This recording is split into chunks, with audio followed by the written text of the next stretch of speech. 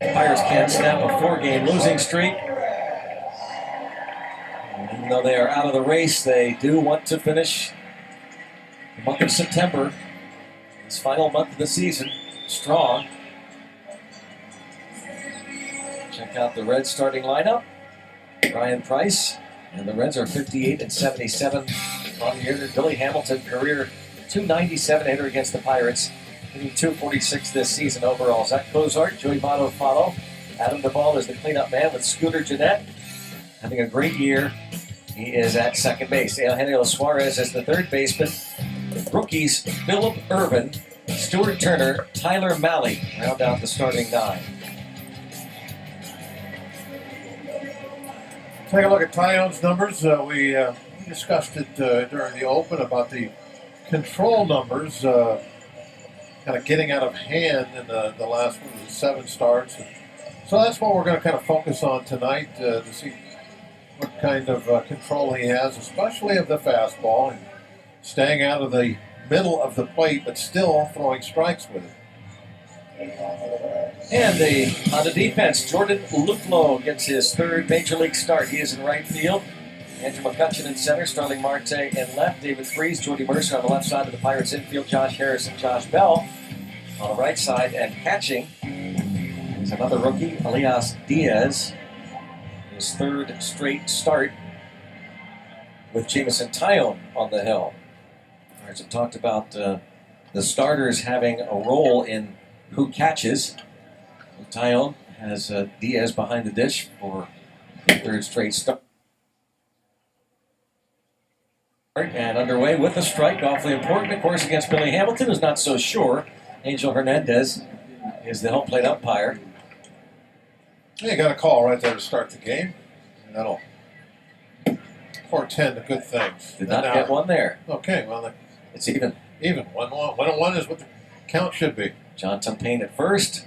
Sean Barber at second. The crew chief is over at third. Ted Barrett.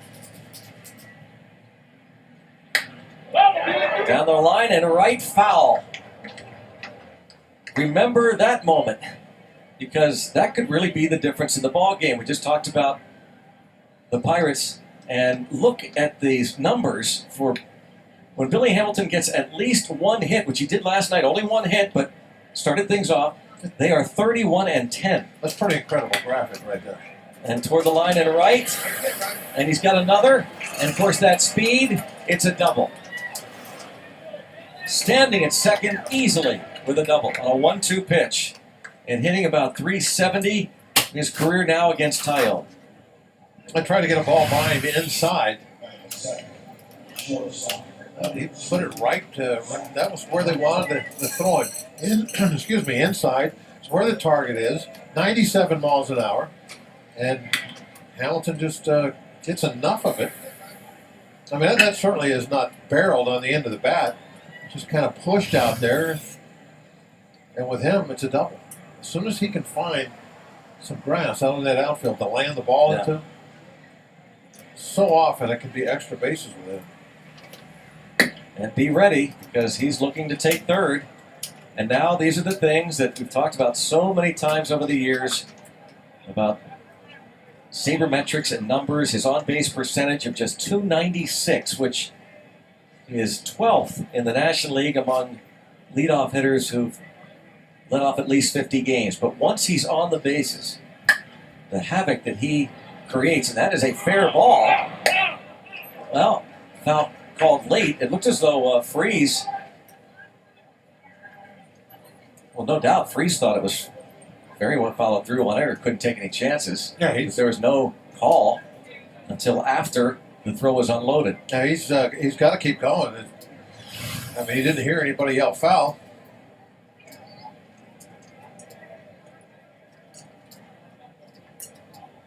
That could end up being a good thing for the Pirates. Let's listen.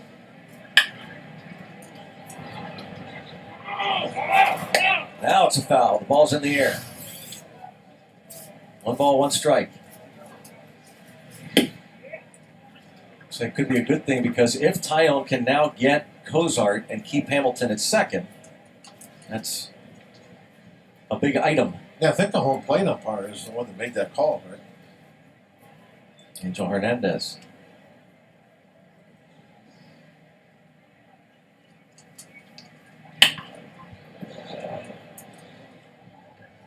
Now, normally, this is plate umpires call everything until it gets to the bag, and then after it goes over the bag, then it becomes the base umpire's call. But I think maybe Freeze getting his body over in front of that kind of set up a screen, and that's why Hernandez decided to take it upon himself to make that call. And that passed Billy Hatcher, and that broke the bat. Bob, here's a situation where now there are 2 strikes on Kozark, but right away he pulls the ball to the left side of the infield. I know that the guys should be thinking about going the other way, but with Hamilton, it's kind of different, isn't it? It's almost like, I know he should be hitting the ball the other way, but Hamilton is just such a different animal. Again, the havoc that he creates. He was at third base easily on that ball that was eventually ruled foul. Yeah, he can definitely he can move himself over on a throw, which a lot of other guys can't do. But I would still, now with 2 strikes, Kozark's just battling up there. There's a block, but again, it's in the dirt, and once it's in the dirt, he's off on the wild pitch. And this is a pretty wild pitch right here. I mean, it's way out there. And I think Diaz does the best he can knocking that ball down and keeping it in front of him. But it's like, when you're making a throw like Freeze did, that's a different guy out there. He's going to move up on stuff that normally guys stay where they're at. And gets a nice, generous called third strike from Angel Hernandez. That must have been on the swing. That was way inside, I thought. Big strikeout, and for now, Hamilton still at third. Check it out and see where this pitch is. Yeah, that ball's way inside. That had to be on the swing. It's like he called it a strike, Bob. Yeah, I know. But he really missed that one bad. That's way inside. Yeah. So now Joey Votto. Seems almost a given that it'll be 1-0 Reds with this guy at the plate. Well, nope. Pop up. How big is that? Joey Votto has an easy RBI. Just put the ball on the ground. Here's another thing, too, about Votto. Are you surprised he swung the first absolutely. pitch? I mean, what do you see, about 100 pitches off Tyhoon last time? It was so interesting. You see how mad he is at himself. That start against Tyone, you could tell he had gone to the plate, his first plate appearance with a game plan that was to choke up at the very beginning, and he was going to foul off every pitch necessary, just counting on getting on base, and he did. And now Tyone not out of the woods, but a strike. Joey Votto walked 5 times on Sunday in 5 plate appearances, 3 of those against Tyone. This time up, swings to the first pitch.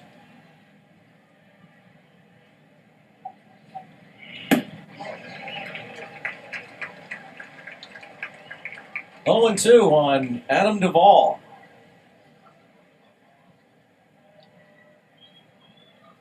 I think Duvall's one of those guys, you make your pitches, you're going to handle him pretty much all the time. He's going to live off your mistakes. Unfortunately for Tyone, he's made too many against Duvall. 375 career average against Tyone. Almost got him to chase. Blocked by Diaz. Hamilton was at third with no one out. Tyone strikes out. Kozart looking. Votto pops up on the first pitch, and now 1-2 on Adam Duvall. 91 RBIs.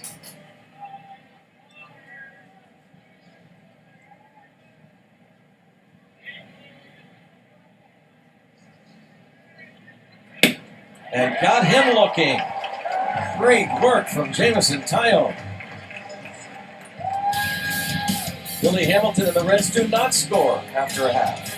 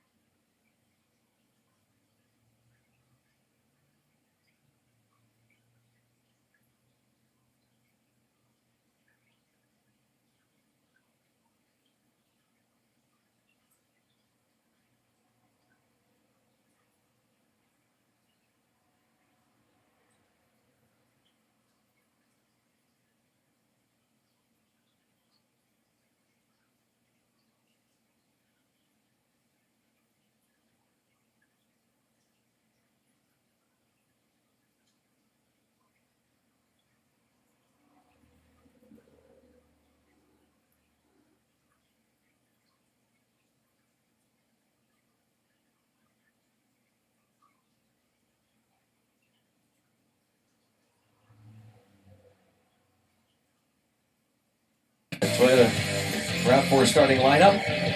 Josh Harrison ready to lead off, and it's Starling Marte and Andrew McCutcheon with Josh Bell hitting. Clean up David Freese his last 5 games. Nice work, 375 average for him. Elias Diaz catches. Jordan Luplow looking for his first major league hit. Jordy Mercer, Jamison Tyone.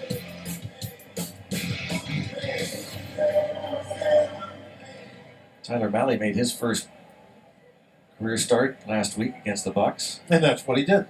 5 innings. Matched up against Tyone on Sunday.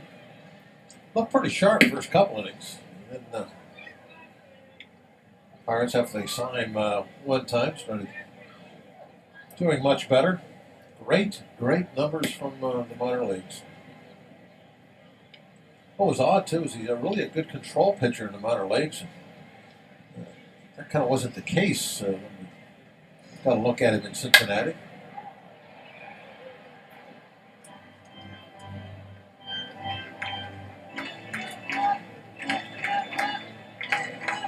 He works fast. A lot of the Pirate hitters were trying to get time called against him.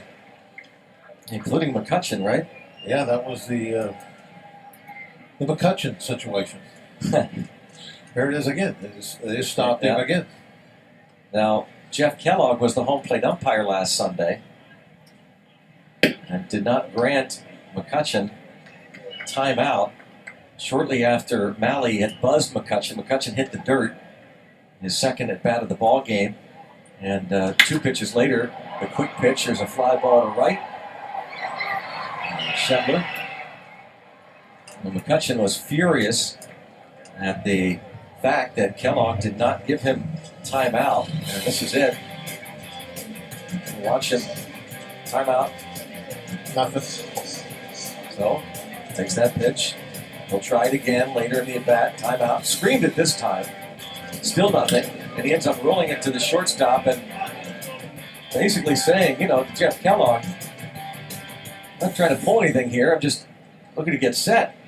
And then he was really upset. He was even angry at Clint Hurdle. Later, they literally hugged and made up in the dugout. Here's the thing, though. You're an 8-year veteran. This guy's making his first big league start. You're a National League MVP. And a guy making his first major league start. You call time, you get time. Yeah. I mean, it's the way it is. It's not the rule book. Rule book has nothing to do with it in that situation. Base hit for Marte. After the fly out to right. Little bloop single to right, and here now is McCutcheon once again. And Marte can be a little bit like Hamilton, obviously, with his speed. Cause a little havoc out there. See what he does.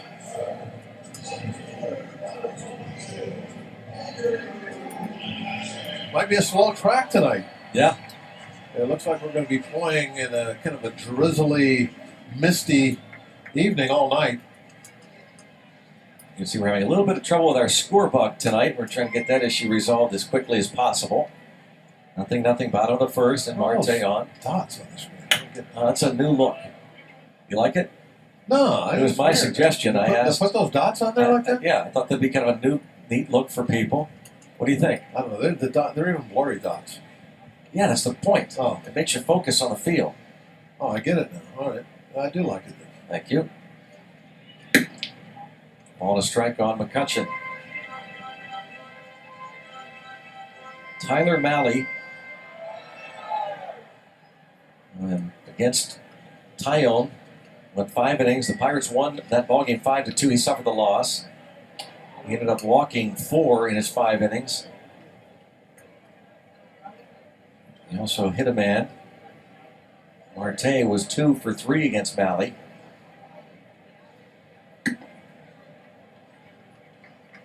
Two balls and a strike on McCutcheon.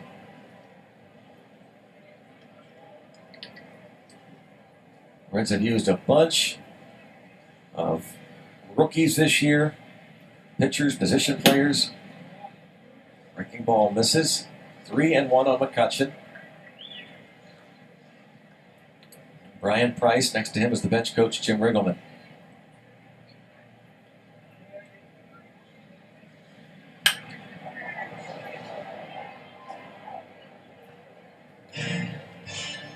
Last time McCutcheon picked up a hit in the 6th inning as the ball skipped off of third baseman Eugenio Suarez's glove. Robbed of extra bases his last at bat, with Suarez making a great play.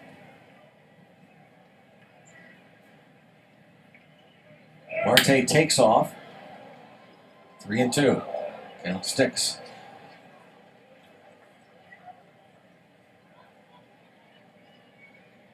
Marte off with a pitch. It'd be great.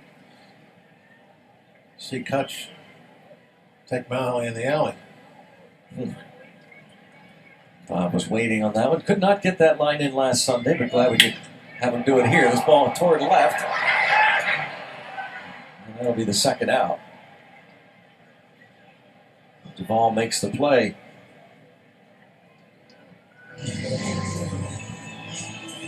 Josh Bell coming up. We're going to be getting to our Rivers Casino tips to win. Stay out of the dots. Now, defense. We've made 9 errors in the last trip through the rotation, 5 games. Got to catch the ball and throw the ball tonight. And opportunity, talked about this young guy, Malley.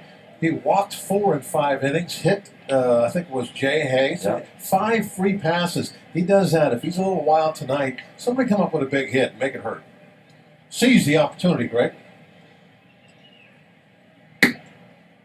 This guy here, Josh Bell, has been doing just that. We must sally fourth against Malley. Seize the opportunity. And create a rally. Now, Sally, you're talking about the Sally League? South Atlantic League? It's not a bad league, Sally. Yeah. Used to be the old Western Carolina League. Two and two.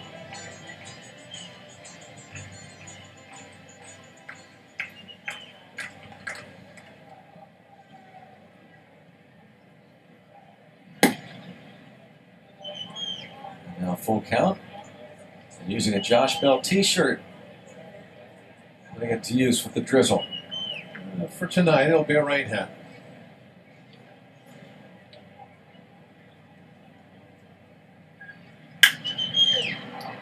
Tapper. Wet ball.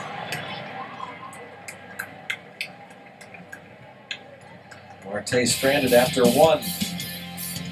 Nothing.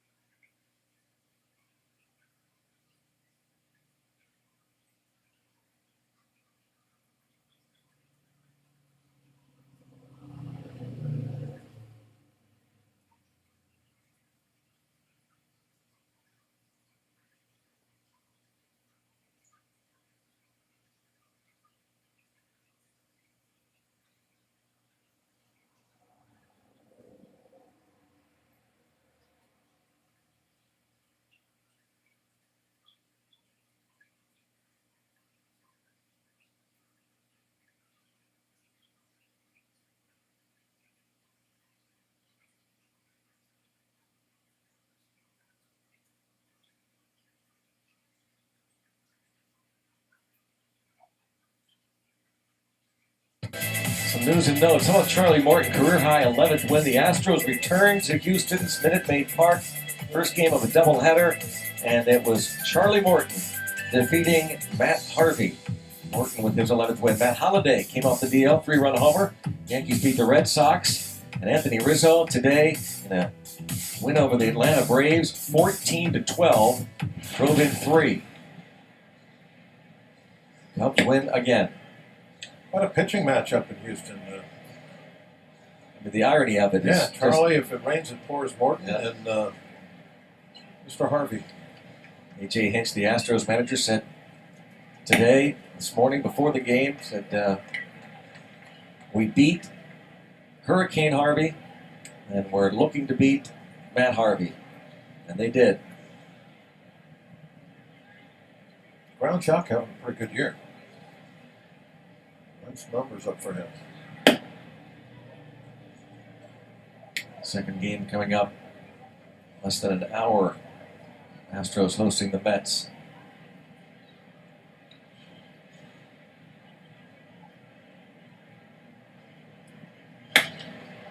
And Scooter Gennett continues his hot hitting against Pirates pitching. Leadoff single. Got a 400 career hitter now against Tyone. What a great find he was. Think about that pickup. One of the best of the year by anybody. But released right at spring training, right? Yeah. Right at the end of spring training? Yep. Brewers just let him go and signed on with his hometown team, the Reds. Second base position was available for Cincinnati because the Reds had traded Brandon Phillips to the Atlanta Braves. And the Atlanta Braves signed Phillips, made the deal after they had signed Sean Rodriguez, and he was involved in that car accident in January. So when second base became available in Atlanta, they quickly moved and acquired Phillips, who's now an Angel. Yeah, he got sent to the Angels yesterday. For Tony Sanchez, right? I think he's one of the players involved. Former Pirates catcher.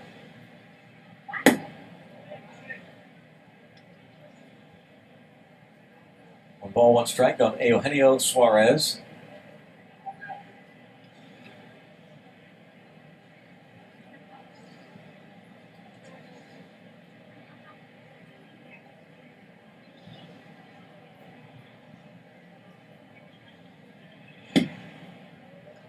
Missed by much, 2-1. Suarez a fine year, but he's not much of a long ball threat once you get him out of his home ballpark. 24 home runs this year. I think 20 of them have come in Cincinnati. That is really, it's almost like he plays for the Rockies. Yeah.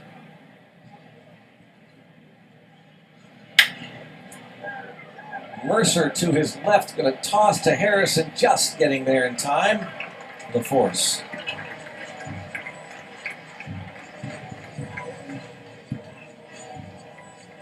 That was a serious changeup, wasn't it? That was hit off the bat. When it's hit, it looks like it hit hard. Mm-hmm. You know what happened to it there, Greg? I think it hit the downslope, actually, of the mound. Really slowed it down. Which made it then hug the grass because there was no bounce. You could see the rooster tail of the water coming off the baseball as it was cut through the grass, and that took all of the velocity off of it.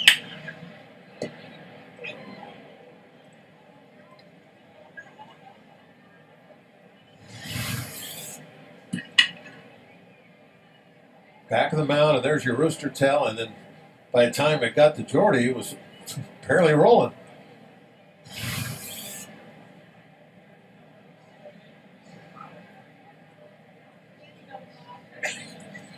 Philip Irvin tied up. Irvin just 15 major league at bats, but 6 hits, so a 400 average. He had 256 in the minors this year for Cincinnati. Philip Irvin. 2 home runs already and 6 hits. It's his 4th stint at the big league club. Did he go?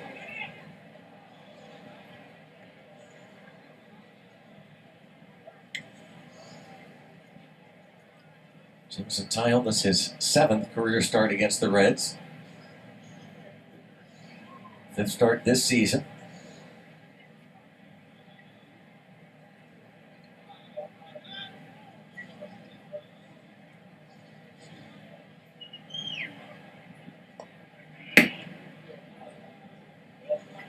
Close to being a strike, but 2-2 now. Tyone went into the 5th inning on Sunday in Cincinnati, but 4 walks, 5 hits, 2 runs, 1 earned, and no decision. The Pirates won the ball game 5-2.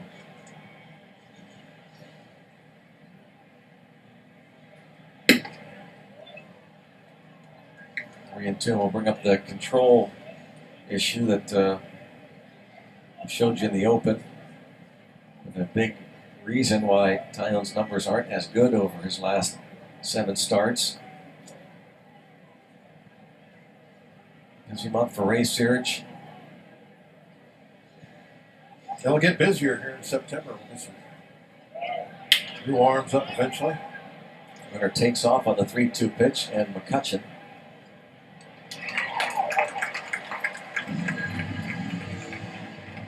Tyler Glasnow's going to come up. Oh, yeah. That's little doubt that Glasnow is going to get some starts once Indy's playoff run is over, which will begin on Wednesday. They're going to play Durham in the first round of the playoffs. AAA affiliate of the Tampa Bay Rays. Glasnow pitched last night. What was it, 5 shutout again? 8 strikeouts or something? Typical game. Yeah. Stuart Turner now.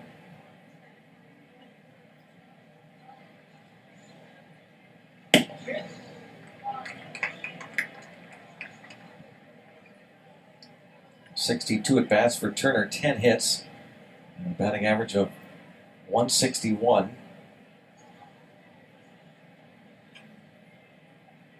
Spent some time on the disabled list.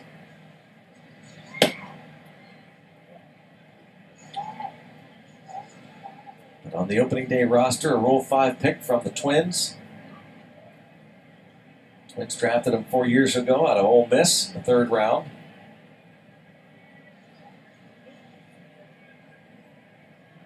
And Tucker Barnhart now doing the bulk of the catching. Really a shame Devin Mesoraco had an injury-plagued career for the Punxsutawney native. Look, for a while there, like he would be the Reds catcher for a decade. Yeah. Really came on in a big way. It's hard to forecast those injuries. He's been plagued. Another block from Elias Diaz, 2-2. Keeps Suarez there. Suarez reaching first on the force. Scooter Gennett began the inning with a base hit to center.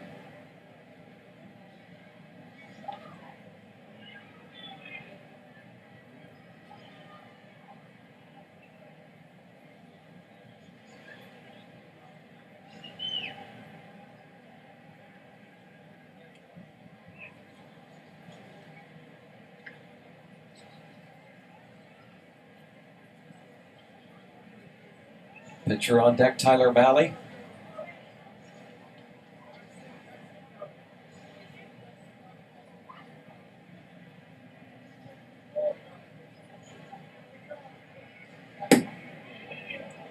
There's no. Pirates thought maybe they'd get a strike call.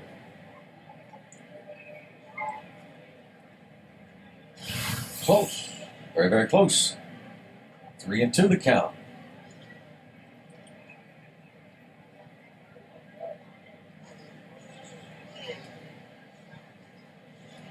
Like to have the pitcher lead off. 3rd inning. And he will. 6-3 put out, ends the top of the 2nd. David Freese will lead off the bottom half.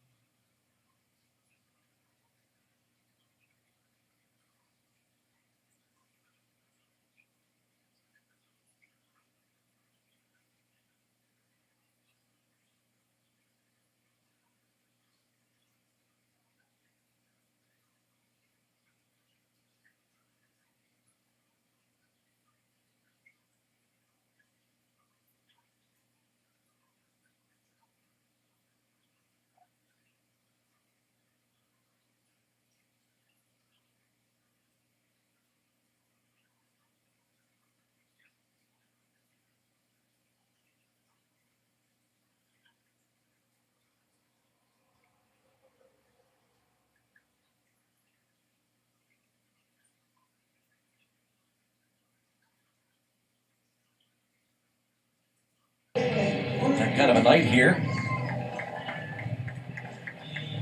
But actually, the forecast improved as the day went on. Well, last night we left. A lot of talk about this game being in jeopardy. Not out of the woods yet, you see. But as long as the umpires let them play through this light drizzle. Oh yeah. Now, we're going to see a lot of work on the mound. And, the ground crew are going to be put to work throughout the game. There's going to be some shiny spots out in the infield they're going to have to tend to. But you can see that there is an effect. There's been a couple of ground balls now that have been incredibly slow. They're just getting ate up. The infield grass. It is a slow track tonight. So it is having an effect. Toward right over is Irvin and out of play. Really, it's a good night to pitch. Yeah. You got the slow infield going. There's a decent breeze, kind of like last night, blowing in, coming down the river.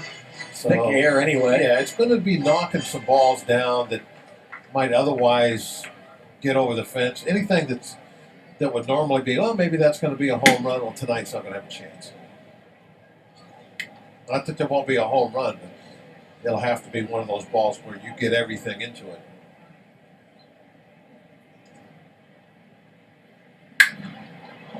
Right side.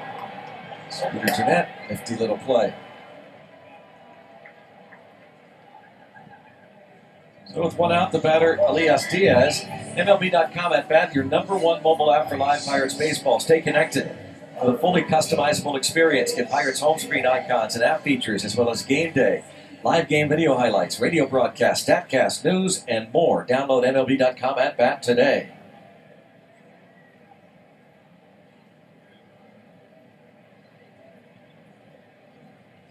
Elias Diaz takes the breaking pitch inside. 248 average, major league level this season. Diaz was 0 for 2 last night, pinch hit, and then stayed in the game, which is happening a lot with Chris Stewart starting a bunch. And that issue came up again today in Fred Hurdle's office about Diaz has to learn, how he's learning. Touched on that last night, how interesting it is going to be next season. Pirates catching situation. Broken bat roller to Suarez. 2 outs. Greg, I don't think it's that you're judging, young guys for next year, because we've talked for 20 years now about how you can be fooled by September performance, that you don't really make a lot of judgments about that. But the valuable part of September with the young guys is the experience they can get for themselves. The multiple reps, the at-bats, the innings, off the mound, that stuff. I mean, where else are you going to get that? Mm-hmm. At the big league level with the big stadiums, the tall lights, right. Big league umpires, everything that comes along with it. Where else are you going to get that? So that's why September is very important to guys like Luplo to come up here and experience. So next year he knows what it's like. It's not all new to him. And that's where a lot of the value comes from. The September baseball when you're getting these young guys some innings. Now, Max, he's been up here for a while now, but I would imagine he'll probably get more playing time in the month of September than he has the whole rest of the time he's been up here. You got to have get that experience, that feel. We talk a lot about young guys being inexperienced. Well, how do you get by that? Give them the chance to be experienced. It's the one. I hesitate to call it a positive, but in a dreary year, as it turns out, the Pirates are not playing meaningful baseball now this month of September. But you can draw some positive out of it by letting some of the young guys play to get that experience. Yeah, and we're not talking about every day. Yeah. But just, more than you would say in July and August, obviously, when, the things are still up in the air as far as can you catch the Cubs or not. Well, now that's beyond reach, so other issues take priority. 3-2 the count. Jordan Luplow, 1 walk. He's got that out of the way, but he may get an infield hit, and he will. There's his first major league hit. Diving stopped by Cozart, but really no chance. So Jordan Luplow, experiences of September opportunities. You know, over the years, when I look at that ball, I'll always feel kind of damp to it. Well, that's the deal with this ball. Why does it always feel bad? Well, that's because when I roped it into center field, Billy Hamilton played it. Because when they fished it, half, they fished it out of the river. Yeah. No, it's because it went through the very wet grass. He must have hit this ball very well, though, for it to get out there that quick in that slow infield.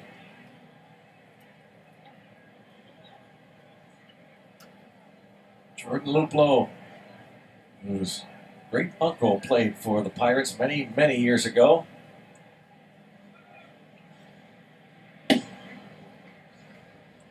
Luplow, Fresno State. It's his first big league hit right here. Base knock again.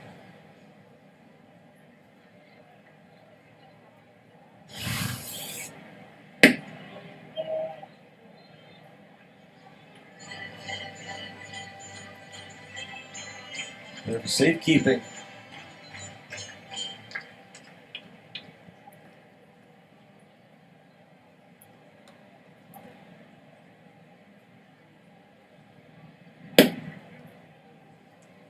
A 2 on Mercer.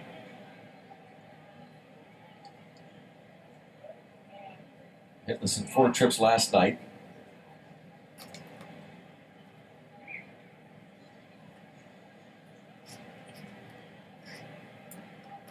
Luplow can run a little bit.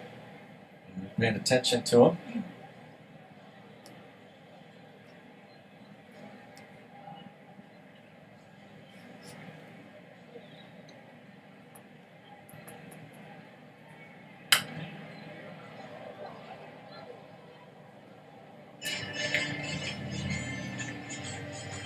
Well, home runs, 51 RBIs for Jordy Mercer.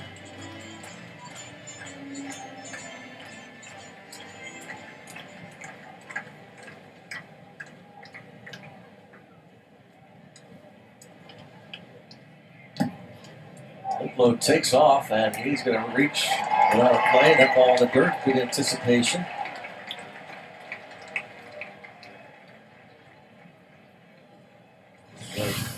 Jack Wilson, like, I mean, look at that ball just 6 inches in front of the glove.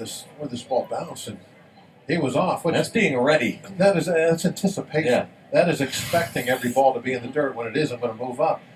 That's the reference to Jack Wilson, who was as good as anybody, former Pirates shortstop. Jordan Luplow stranded, but gets his first big league hit.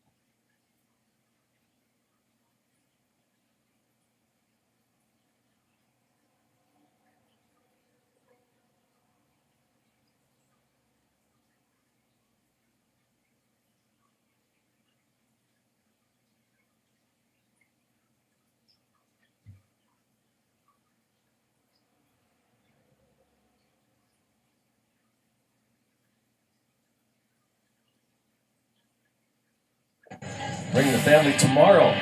Buccos Reds 135. Fun starts on Federal Street before the game. The Family Fun Zone. And all kids 14 and under attending the ball game get a Pirates fitness band thanks to Highmark. After the game, kids can run the bases right on the field here at PNC Park. Go to Pirates.com/KidsDays for your tickets. Pirates and Redlegs tomorrow before the Cubs come in.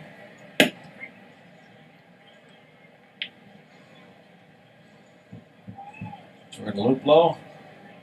Great feeling to get that one. It's out of the way now. Yep. First hit. You know, when it takes a while, it probably can kind of develop a little monkey on your back type feeling. You know, how long is it going to take me to do this?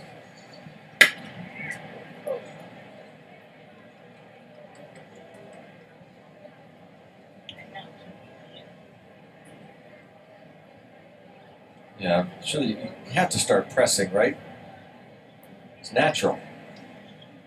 Get that first one out of the way. You can probably start thinking to yourself, I've gotten all these hits in the minor leagues getting up here. Why can't I get one now? It's a little different than it was 20 years ago. Authenticated. Got to get a sticker. That's the real one. That's the baseball right there. Tapper Bell well off the bag, so it'll be tie on the cover.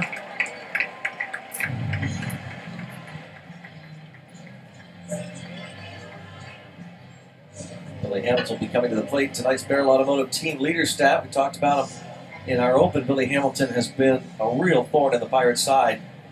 A nuisance, though, for other teams as well. You take a look at the season ranks for him, even though that average not great. And the on-base percentage, we touched on that, but stolen bases, 56 to lead the league. He's fifth in singles, second in triples. It's a big deal to Steve Blass. And 23 infield hits, if you were watching last night. But triples. Oh, yeah. We were talking about MVP possibilities, and he and I discussed it before the game with our producer tonight, and last night, Jason Steele, and put a graphic up of who we thought would be leading candidates, and one of them was Charlie Blackmon of the Colorado Rockies. Blackmon leads the league in hitting, and he's up there in the top 5 in some other categories. And Steve was insistent to talk about those triples for Charlie Blackmon.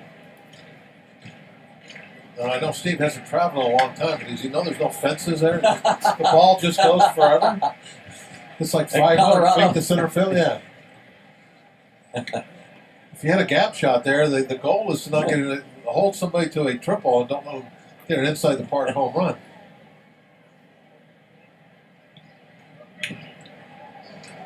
But I like triples too, Greg. Oh, I do too. I think I think it's the best play in baseball. It's a mark, really, of how hard guys run from first to second on a base hit. Yeah. Or not first to second, home to first on a base hit.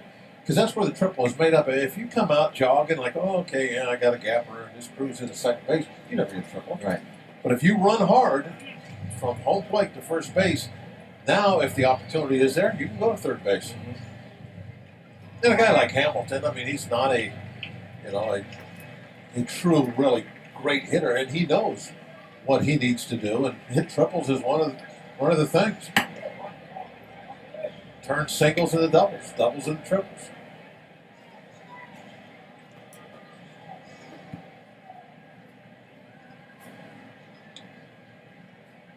So they're going after Hamilton up and away, but this time downstairs, dropping quickly, but there's Andrew McCutcheon.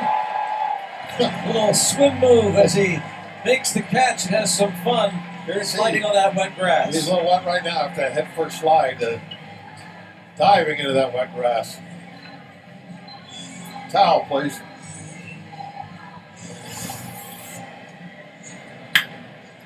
Right off the end of the bat.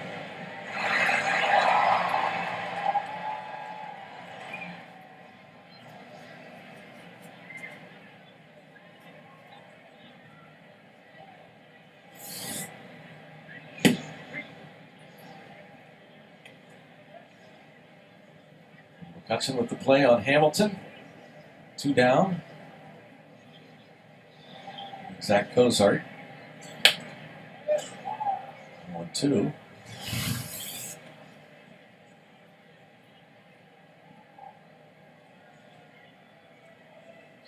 Ione. Yeah, for a number of years, you wouldn't see Kutch make that diving play coming in like that. He would always go feet first.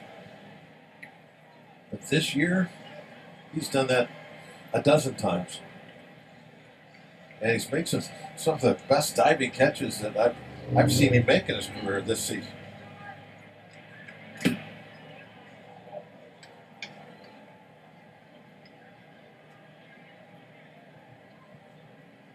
That catch he almost pulled off last night at the top of the center field fence.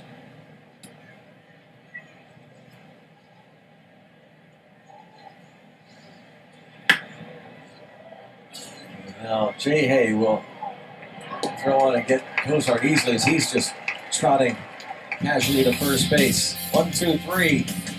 Nothing.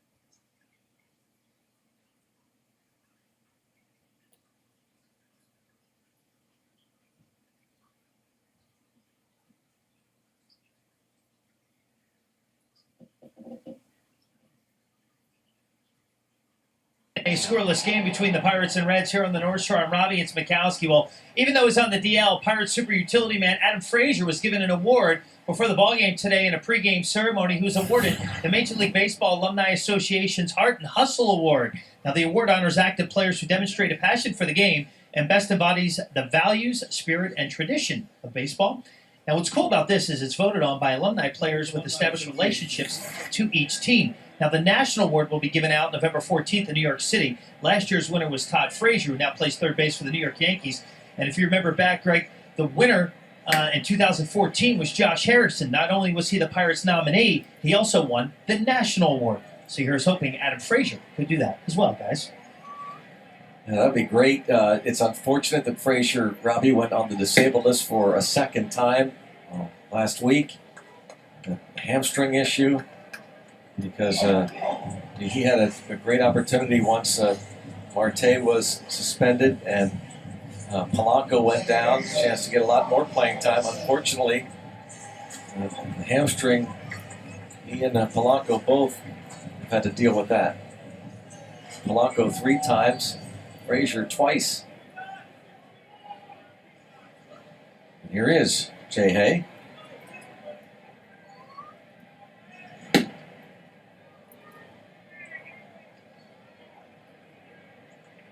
Gregory Polanco, close to returning, they say.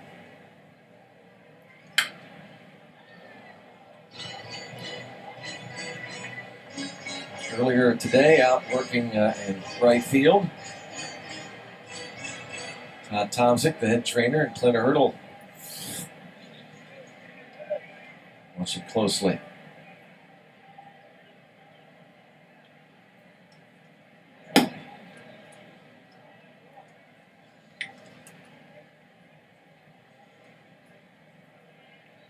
Heart and Hustle Award. This guy embodies those terms. Center field, Hamilton.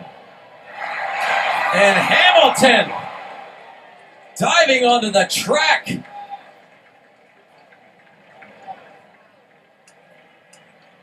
Billy Hamilton gives up the body to Rob J.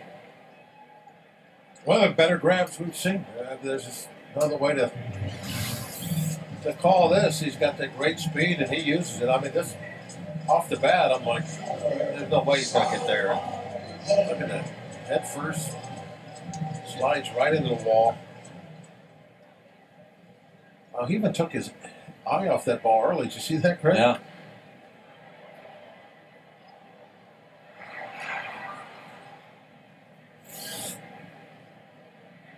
Well, the best we've seen in a while. I think that's better than that catch John Jay made in Chicago.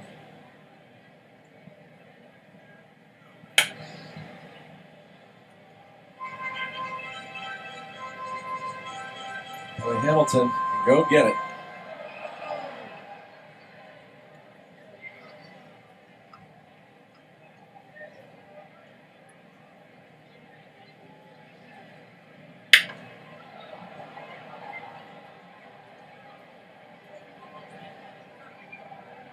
And Pirates go down in order, thanks in large part to the great play by Billy Hamilton. 0-0.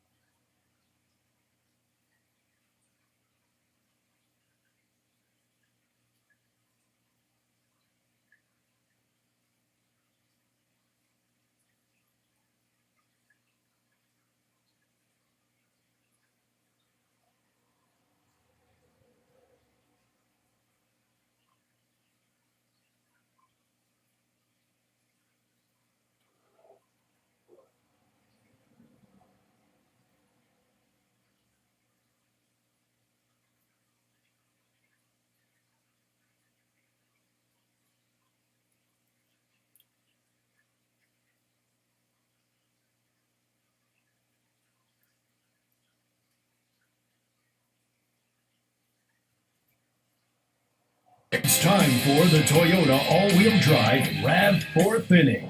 Toyota, what drives you? AT&T. Salute to Jameson Tayo. AT&T Sportsnet as Tayo continues to pitch through the rain. Here's Joey Votto, who swung at the first pitch in the first inning with Billy Hamilton at third and nobody out, and he popped up to shallow left.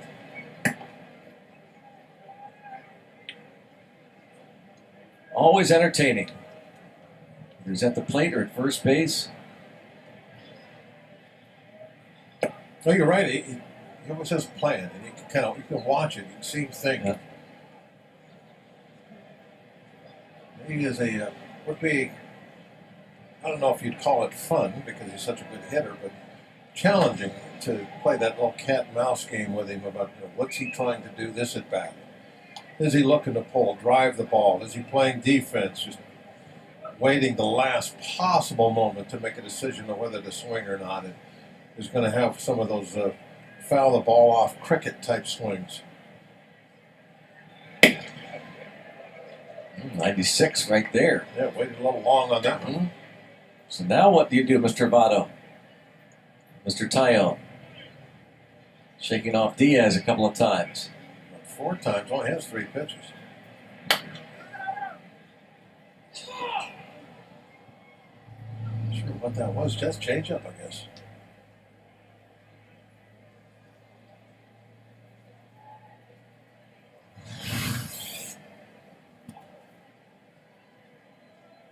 You know, this is how that's supposed to go. The base umpire makes the call.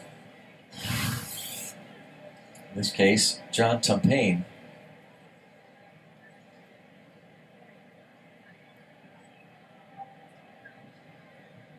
Over there, the crew chief, Ted Barrett.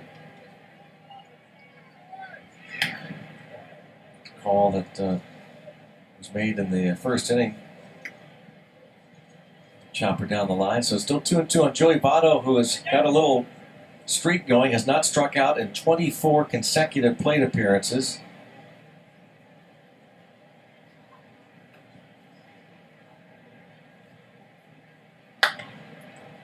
And a nice backhand play by Josh Bell to retire Votto. Josh has played some nice defense the last couple of nights. Last night, it made some good-looking plays so far. Now, I know this looks pretty simple. I mean, this is just a decent hit ground ball to his backhand. He gets over there quickly and catches it. But there's been times this year where that play right there has been a little bit of a challenge for him to come up with.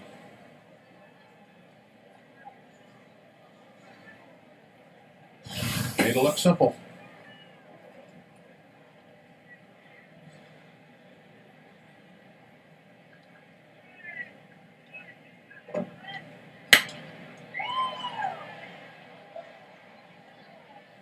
It's going to be interesting to watch Josh Bell develop not only offensively but defensively as his career rolls on. And he has such a great approach, attitude, great human being. You can envision down the road, if he continues along this path, that down the road players are going to start looking up to him. Yeah, I don't think there's any question about that. Definitely has that character. Mm-hmm.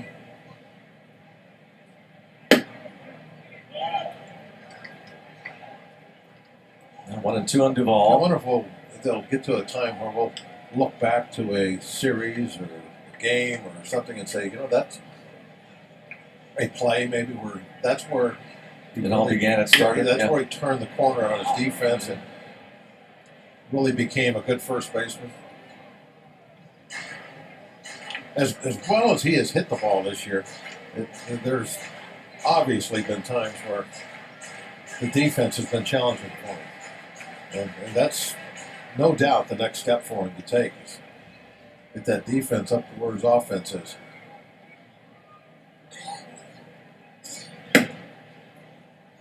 And a lot of times, Greg, I think people take defense at first base, a little lightly. Like, oh, you just got to stand over there and catch the ball. It's another thing we talked about last night. It has an effect over the entire infield. Yeah. It changes everything.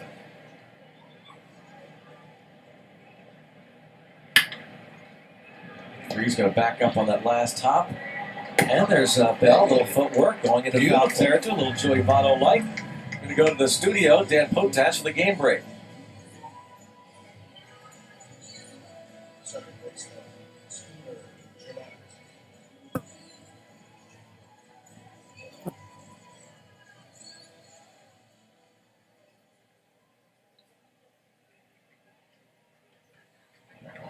Well, he's one of the guys, Dan, that we were talking about last night, is definitely going to receive some MVP votes.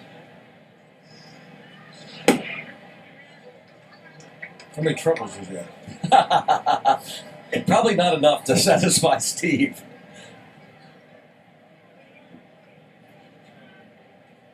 But 52 home runs. Takes over the RBI lead in the National League. Looks like. Tyler's been getting into some kitchens with that fastball tonight. He has not been shy about going up and in.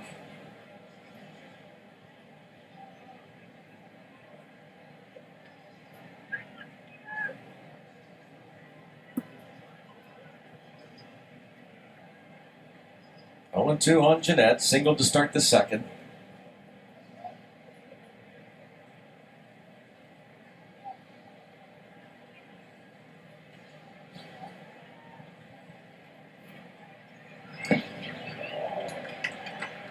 And he strikes out on the breaking ball. 1, 2, 3 for the second consecutive inning. And at the bottom of the fourth, scoreless.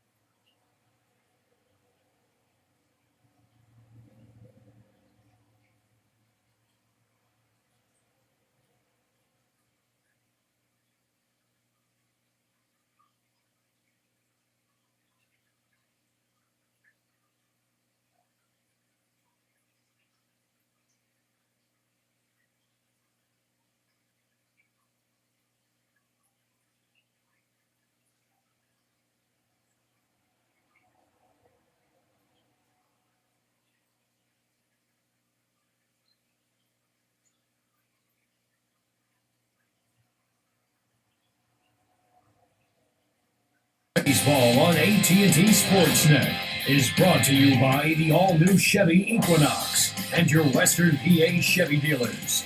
And by Day Automotive. We're gonna make your day. Let's go, Bucks!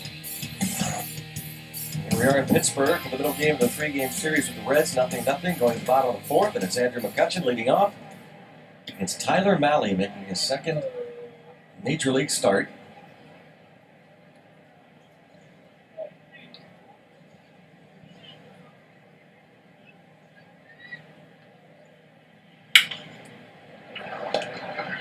Ozart.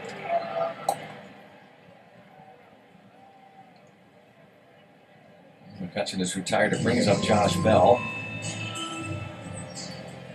And the moment of this day in Pirates history, September 2nd, 1972, with his 2,971st base hit as a Pirate, Roberto Clemente breaks Hannes Wagner's record for most hits in the history of the Pittsburgh Pirates. The record-setting hit, a 3-run homer of Giants lefty and former Pirate Sam McDowell, Pittsburgh native. Bottom of the fourth inning, 6-3 win of the Giants at Three River Stadium. This day in 1972, the all-time Pirates hits leader on this day, surpassing Hannes Wagner, who had about 400 hits his first 3 years with the Louisville Colonels. Saw something the other day about Sam McDowell that don't know if it was. You read stuff on the internet, you don't know if it's true or not. But I'm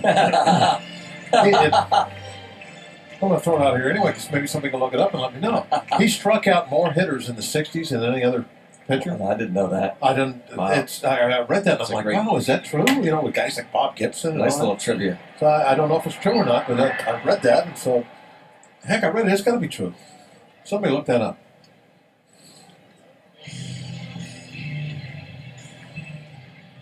Well, Roberto Clemente hit the home run off Sam McDowell this day in 1972. And, of course, the great one, 18 years, his Major League career, all with the Pirates. Like over 2,400 games with Pittsburgh, that career average of .317, that 3,000 hit. Against John Matlack and the Mets at Three Rivers.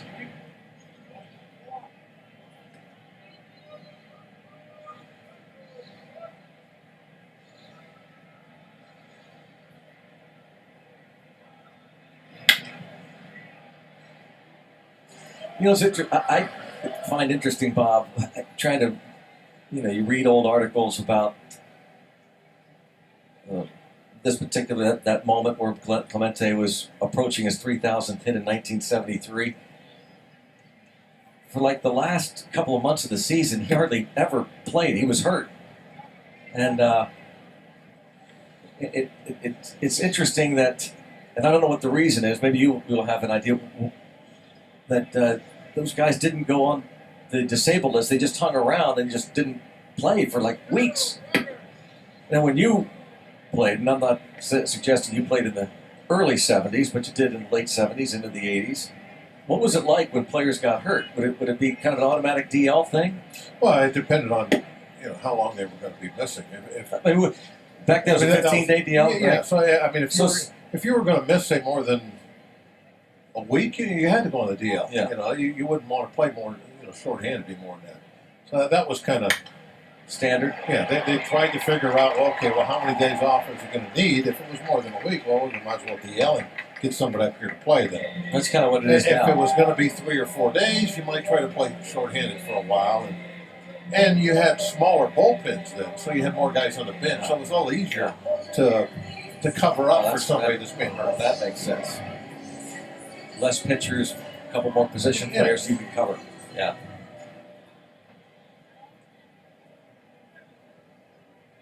Elias Diaz.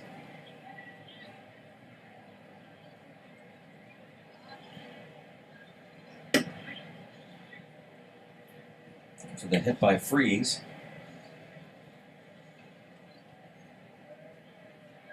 No win right now. Time for a long ball. Flats straight down.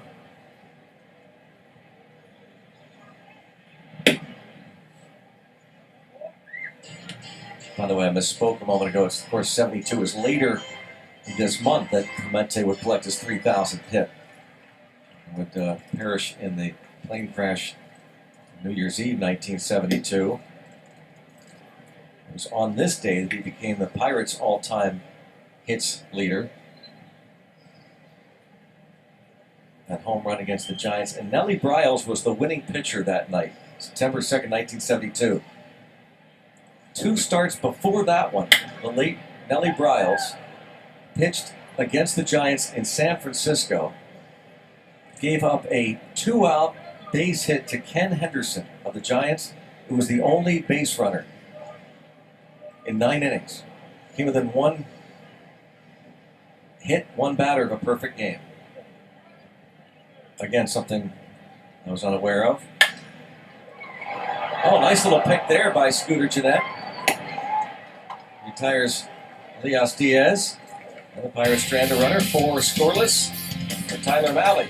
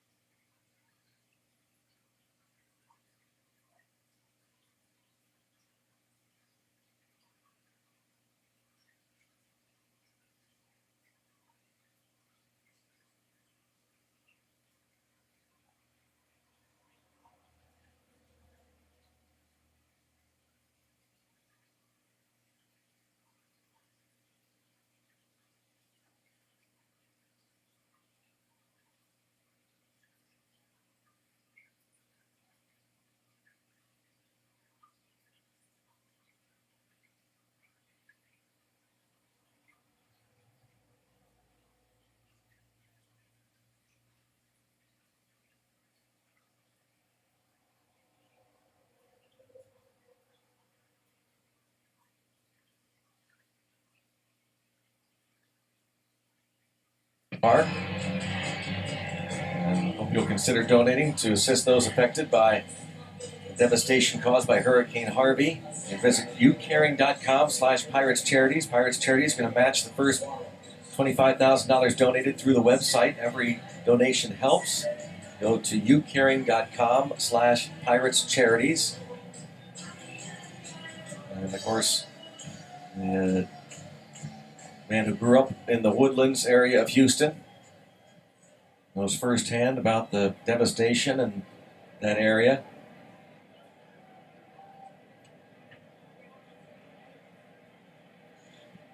We're getting some remnants of what is formerly Hurricane Harvey.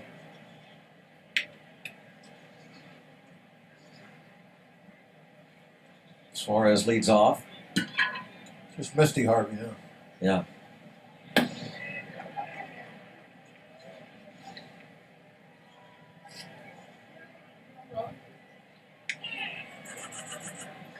What's that about? Oh, it's a penguins. Nice. Very cute. First glance, I thought it was like shark fins. I thought we were about to have a Sharknado.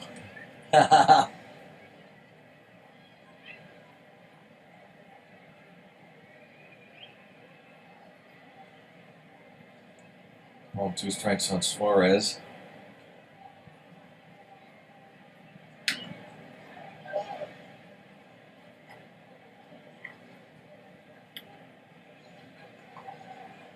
Trying to get through this fifth. He pitched into the fifth his last start.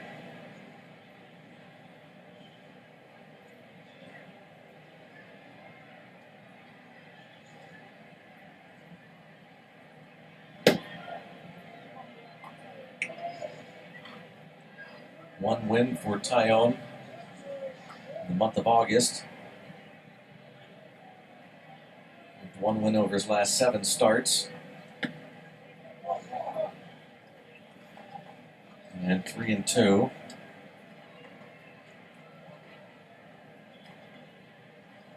And we're back to throwing strikes. He's 3-2 now on the leadoff man in this 5th inning.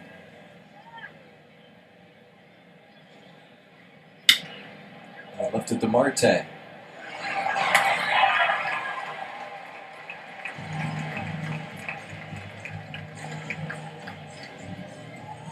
One down, and now it's Philip Urban. And some scores on the lowdown. At the final we talked about earlier was a 12-8 Houston, and then the nightcap. Mets and Astros just underway. The Cubs outlast Atlanta.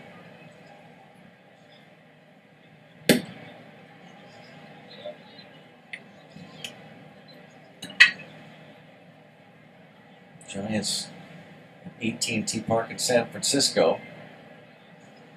Walk-off win.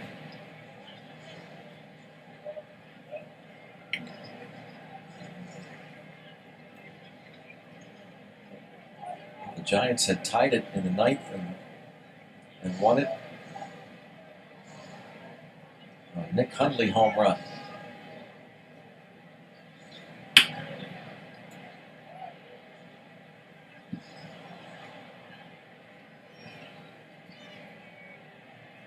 Dan Potash told you that Giancarlo Stanton hit his Major League leading 52nd home run tonight for the Marlins.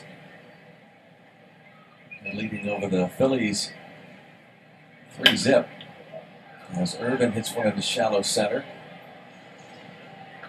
And home run for Stanton, his 34th in the last 63 games.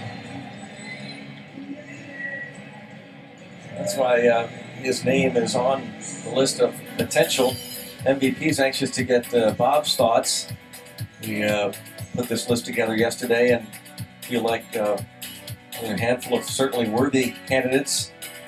It's hard, though, for me anyway to steer away from Anthony Rizzo. He just seems to be the heart and soul of that Cubs team. Joey Votto has put up great numbers, but what's your definition of MVP? Well, I take the words, MVP to heart. That's shot past Tyone, diving stop, and Josh Harrison with another sparkling play. Rob Stewart Turner. Thank you, Jay.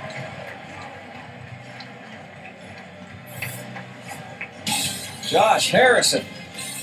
Ball rifled past Tyone.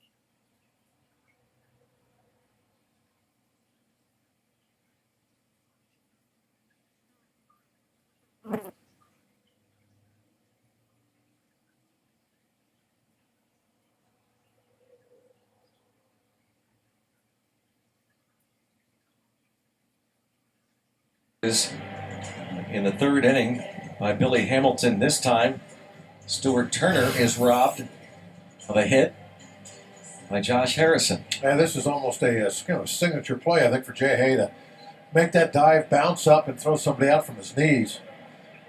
He is really good at that, and obviously tonight we're seeing some excellent defense. No errors to this point. Much, much better than average plays being made behind Tyone. One of the tips to win, Bob, shoring up the defense.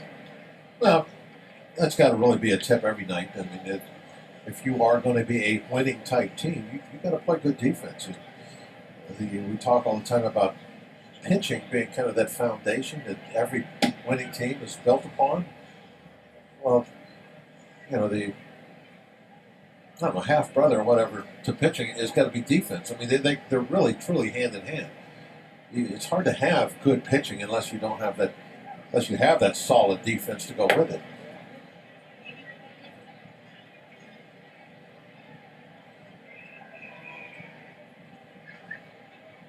It's not always about the errors either. There's more to defense than fielding percentage. Well, Luplow had the hit, his first in his big league career, in the second, on the diving stop by Cozart. This time, Malley grabs it before it has a chance to go into center. Malley is matching Tyone's zeros. He has allowed only 3 singles.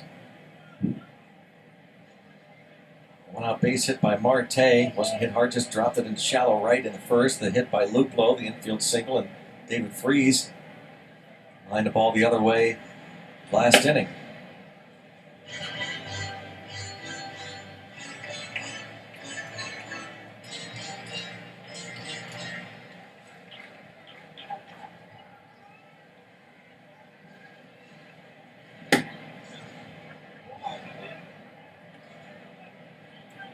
Good point about there's more to fielding than the errors. And an example of that is the fact that the team that has committed the most errors in the National League, this ball's going to be rolled to the shortstop for a second out.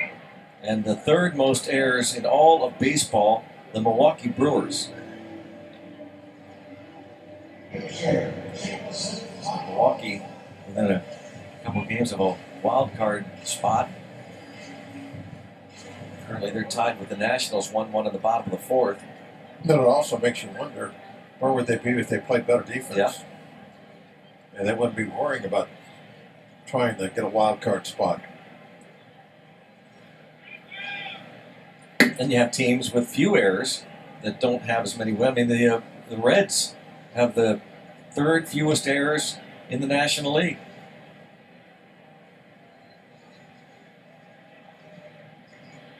They need to make more errors that bring down that team ERA that's up in the clouds. So there's Joking about that. I know, rationalization. Well, if there was more errors, then it makes sense the ERA is going to come down. Yeah. He joked. Truth. I mean, just the Rockies and Marlins have fewer errors than the Reds. The Reds have only 58 wins. And the Giants, Marlins, and Phillies have fewer. The Rockies, they can play some defense. Yeah. And they have for years, though. It's not just this year. I mean, a handful of years they've played great defense.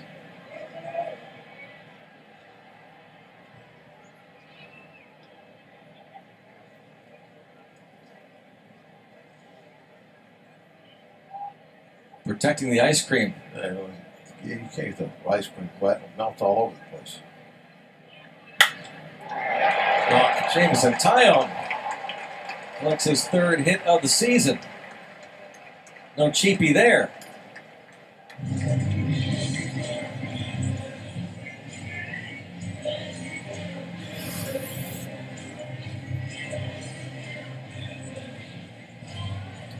Slicer.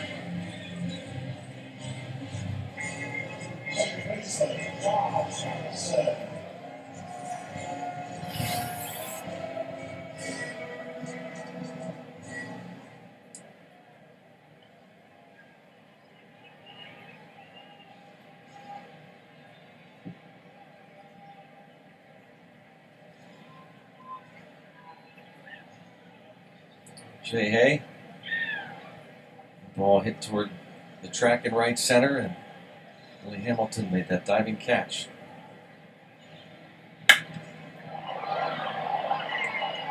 Here in the corner, and Irvin is out of room.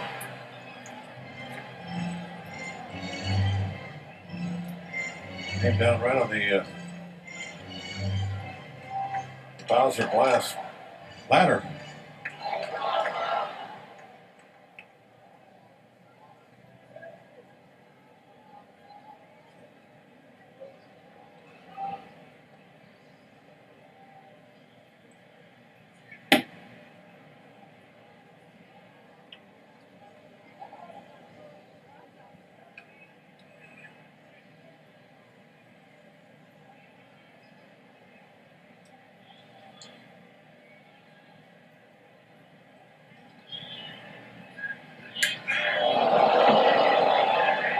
What a weird sound to that. And that sounded like bat handle, but if that got him on the hand or the wrist, that's not good. You could hear that clearly. It was not a soft hit.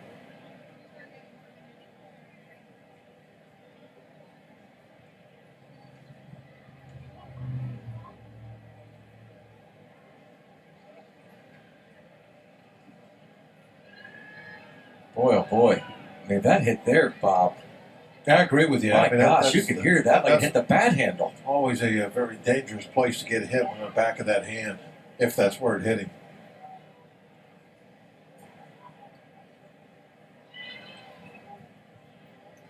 Maybe it was more on his wrist. Looks like they're.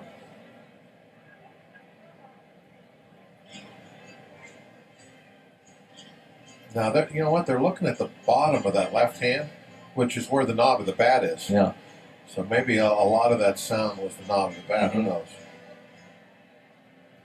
Well, listen and watch. Wow. If that was skin and bone, that is not a good sound. Oh, nothing but skin and bone. It's unbelievable. And he's staying in the game. That is the place you don't want to get hit. Is that back of the hand, those small bones back there. You break one of those, and I mean, we've seen some over the years some big names go down and miss a couple of months because of that pitch right there. Oh, okay. Did get. I see that. That was the set. Did get some of the handle. That's a better angle. So got part of the knob of the bat. Maybe deflected some of that. That was that bad sound. Doesn't appear to lessen the pain as Harrison still tries to work his way through that. There's been some guys that go with the big, thick pads on the back of that bottom hand. Just trying to prevent that.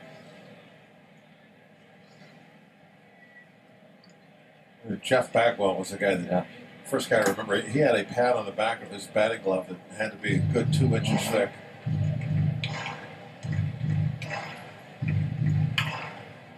Marte's gotten hit a lot there over the years. Left hand. By the way, that's the league-leading 23rd time that Jay Hay's been hit. The Pirates' record of 31, held by Jason Kendall. 2 different years the former Pirates catcher was hit 31 times, 1997 and 1998. Possible infield hit for Marte, and he will. Cozart knew it right away. It loads the bases. Hit by Tyone, hit by pitch, infield single, and now Andrew McCutchen. Another one of those items on his wish list. First ever Grand Slam. Sure would come at a nice moment. Nothing ball game. Get one over the fence.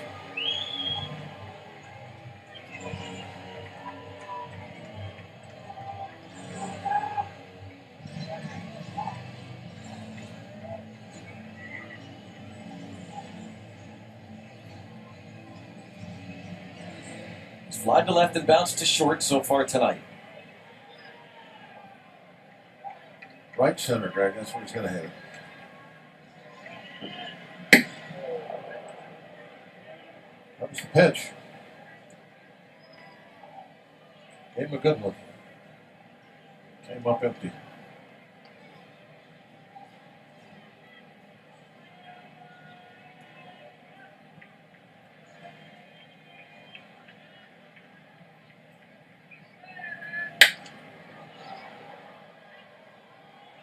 So a couple of strikes on him. He thought that was a pretty good pitch to hit there, too. Yeah, that one was pretty close to being center.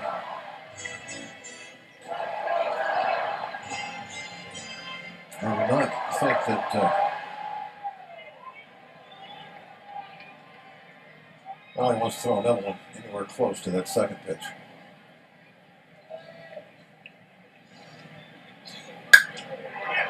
And nope. Infielder Duvall. Pirates lead, the bases loaded. Still nothing.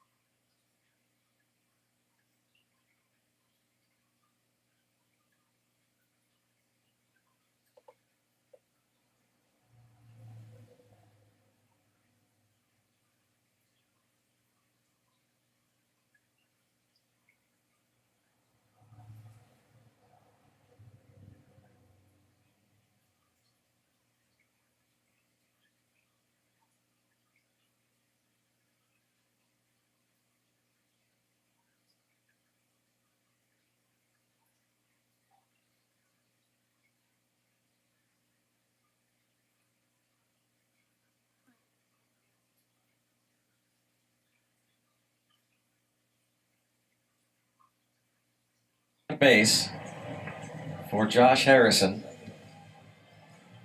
Todd Tomczyk, the head trainer, met Jay Hay in the dugout and talked over the situation.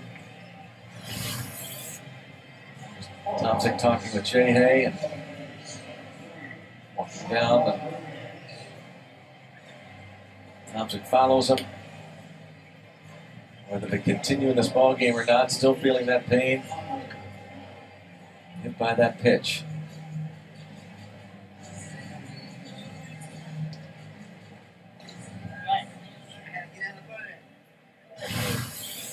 So Sean Rodriguez now at second. Jameson Taillon. This is the pitcher, Tyler Mahle. One pitch. And one out. Bob was wondering, by the way, that's 13 in a row retired by Taillon, about what he had read on the internet. Point Park University tweet about Sam McDowell. Richard Vickroy. Thanks, Richard, for McDowell leading in strikeouts per 9 innings in the 60s. So that's maybe what you read. Most proficient strikeout pitcher during the 1960s, so Sam McDowell. Didn't I say 60s? Yeah, but you said just strikeouts. You didn't quantify it. You didn't say I think I said American. strikeouts per 9 Did I innings. say American? I don't know. Trying to talk my way out of it somehow. Well, let's take a look at the list of the decade of the 60s. Hey, he struck out a lot of guys. There we go. Gibson, Bunning, Drysdale, Koufax, Marichal, and McDowell. 60 to 69. So maybe we're talking American League. Yeah, that's probably what I was. The others were all National League leaguers. Gibby, Jim Bunning, Phillies, Drysdale, Koufax, Sudden Dodgers. Sam. Sudden Sam with Cleveland. Sudden Sam McDowell signed a local scout, the late great Dick Pravola. An all-time great characters in the game and in the South Side, an iconic figure, pro. Discovered Sam McDowell. 2-2 on Billy Hamilton. Robbed of a hit by McCutcheon his last time up. Just does get a piece of that high fastball. Half swing.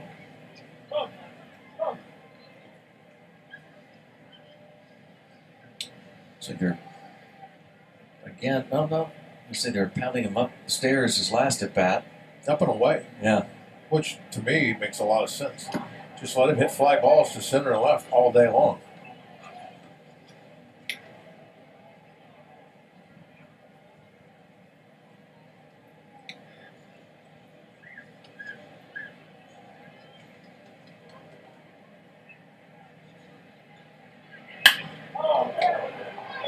Another hit for him. 2 for 3. 2 of the 3 hits off Jameson Taillon have come from Billy Hamilton. It ends the string of 13 in a row retired. A.J. Shugo going to start to loosen. Well, they went up and away, but he didn't hit the fly ball. He hit the line drive instead.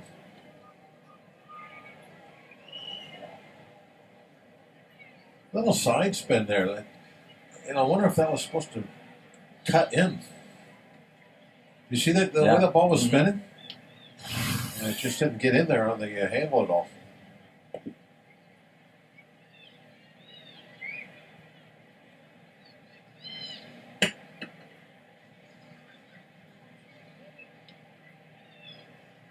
With Cozart at the plate, Pirates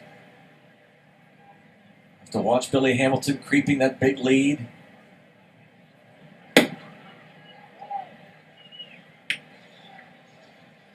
Diaz has that great throwing arm. Diaz probably wants him to run. He wants the opportunity to try and throw out the best.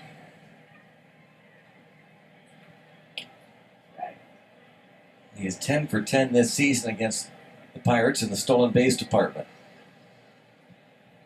56 steals overall, caught 10 times.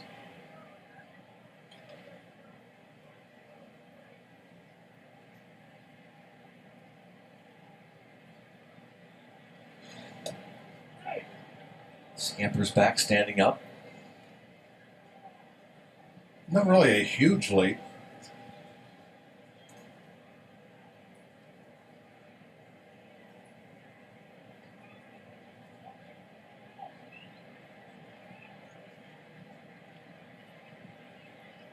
There he goes.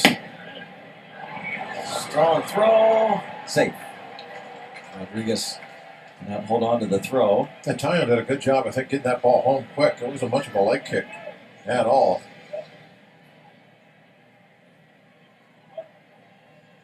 "57 steals. So tough to throw out. See, look, he just, no leg kick, just slide forward.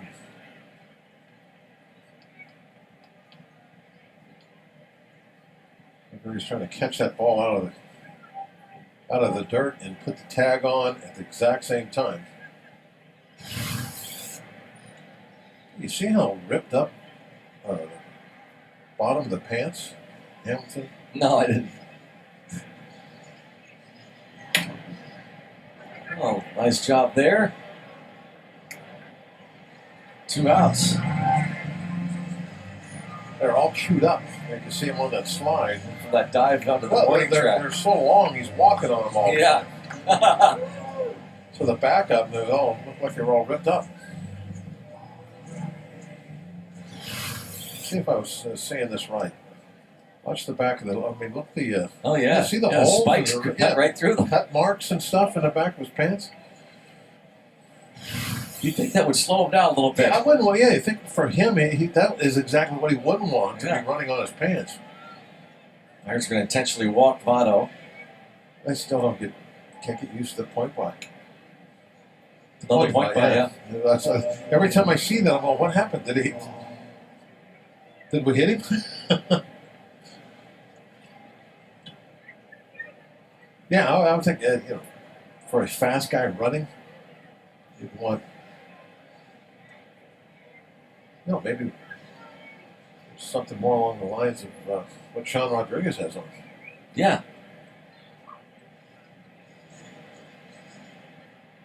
Well, he takes off for third. Another steal.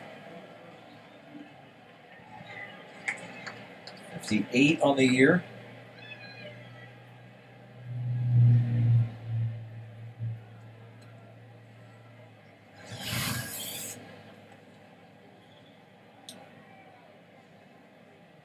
I'm really surprised we covered third base there, Greg. I am too. I mean, Freeze broke for the bag as that throw was going home. What if there was a ground ball to third? That's a run-scoring single in a 0-0 game. Mm-hmm. With 2 outs. Really surprised that we covered the bag on that one. I mean, who cares if he's standing at third? Yep. Good score, and I hit it regardless. And now Votto takes off. There'll be no throw down there. Concern about Hamilton. They give Votto a stolen base. The official scorer decides to give Votto a stolen base on that play. That's 5 on the year. All up to the official scorer. Wants to give him a stolen base? He does.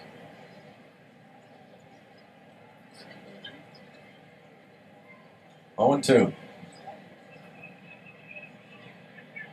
And Tyon.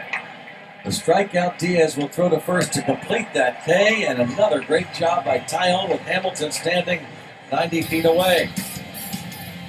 0-0.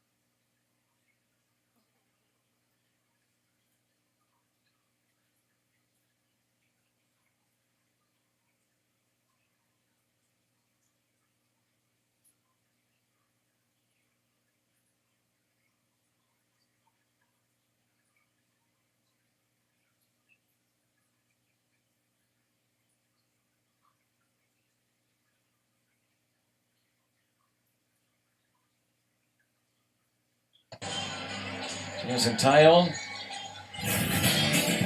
Great performance tonight, Bob. 6 shutout innings. Yeah, he was outstanding tonight. Did a good job, I thought, Greg, of pitching inside. Mentioned that before. He got up and in kitchens. Really was hitting his spots. Great fastball command. And when you establish that, that's what you get. Guys having to make up their minds early to swing the bat, and you get chases on that curveball. Excellent. And I mean, that's the Tyone that we have seen right there. Yeah.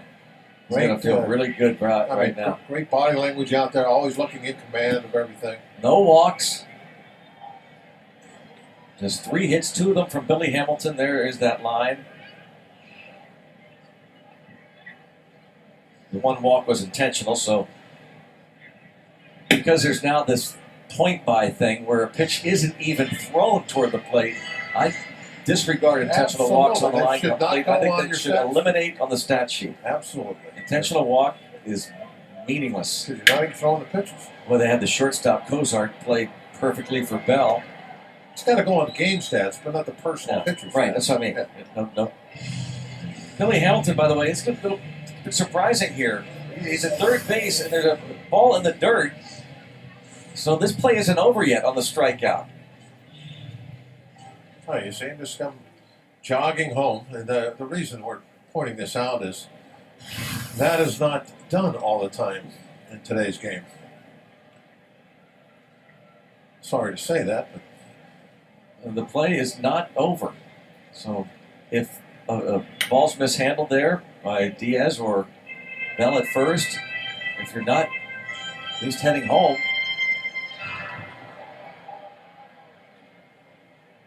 even though the chances of it are so remote, but every once in a while,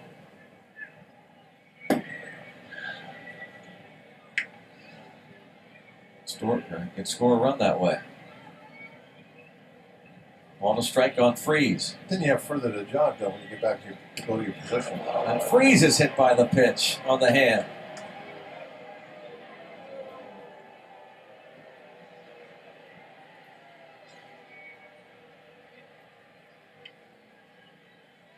This time it's Ben Potenziano, the assistant trainer, checking on Freeze.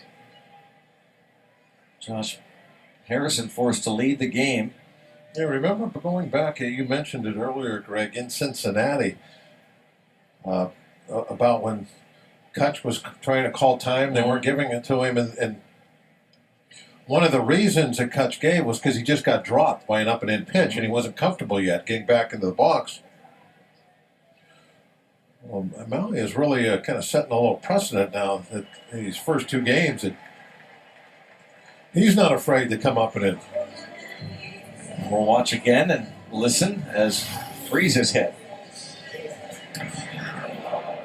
You're going to be all, ow.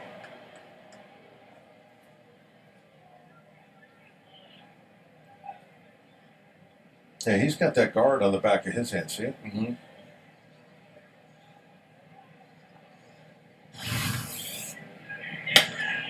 Well, Diaz pops it up with a second out.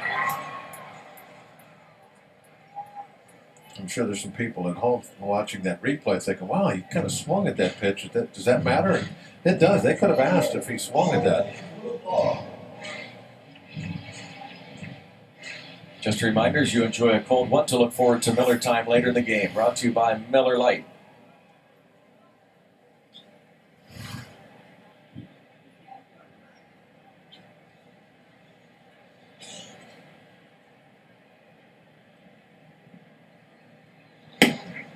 Jordan Luplow, first major league hit in the second.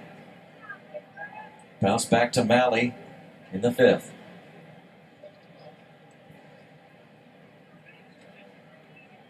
Nothing in 1. 2 outs in a scoreless game. And a little up and in there. Miller time. I don't think that was a 12-ouncer. That looked like No, I think you're correct. taller than the average beer. Very deceptive. That's maybe an insightful. That's what you are, yeah. And deceptive, actually. That could be deceptive.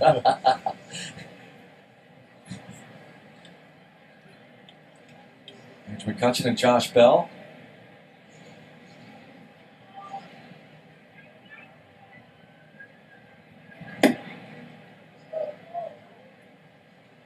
Two and two. So Tyler Malley pitching shutout ball. This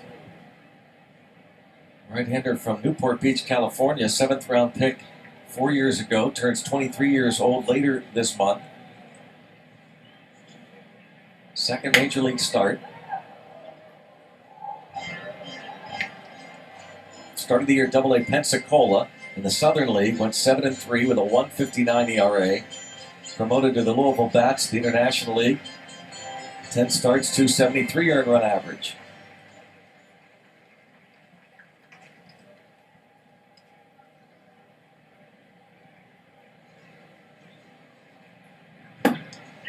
And then Luplow goes down on strikes. Still a 0-0 game.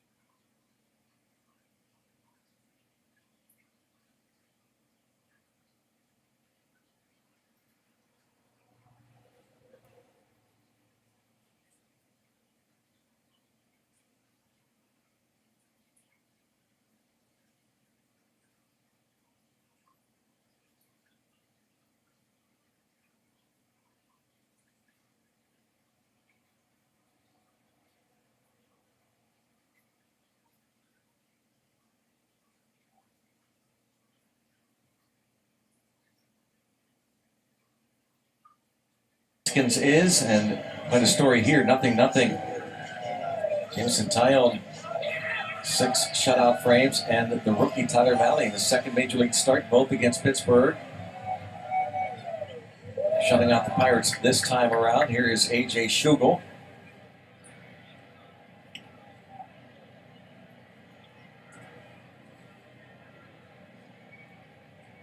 Scooter Gennett. One of the 3 hits for the Reds tonight.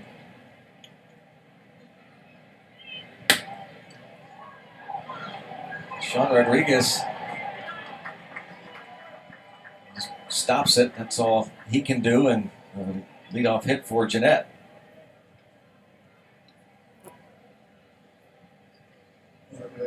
Scores going on the lowdown right now. The Nationals and the Brewers tied up at 1. D-backs and Rockies are battling it out for the top 2 wild card spots in the National League. They're underway in the nightcap. Astros winning the first one at Minute Maid in Houston. Morton beat Harvey.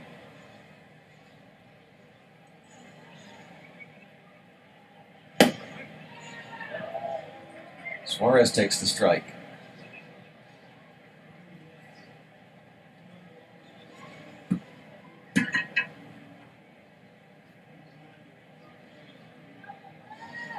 Looking at other home runs, Cody Bellinger hit his 35th for the Dodgers Ties Mike Piazza for the Dodgers rookie home run record.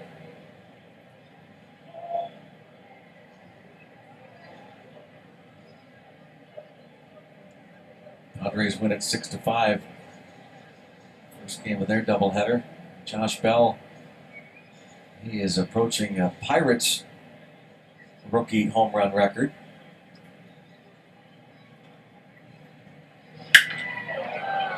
McCutchen. And Suarez lines out to center. Brings up the rookie Philip Irvin. Well, you won't want to miss the Slice Family 4-pack. Ticket package gets you 4 tickets to Sunday through Thursday Pirates home games. A large one-topping pizza from Slice on Broadway and 4 fountain drinks. So enjoy a family day out with the Slice Family 4-pack for only $100 for thepirates.com/slice. Pick up yours today.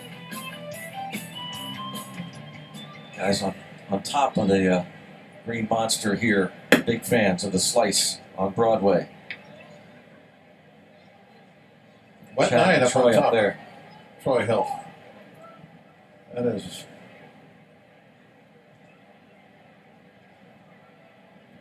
I mean, there's no way really to get out of the rain.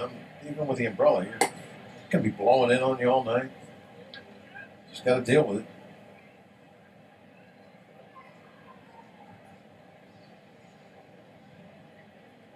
Billy has to deal with it. Yep.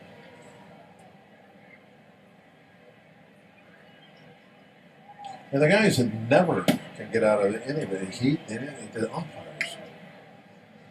They don't get to go in the dugout. They have to stand out on that field 3-4 hours, whatever it takes, rain or shine. They're like the cameramen and women, right?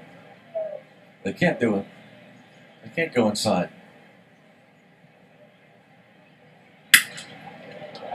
And a little broken bat, base hit.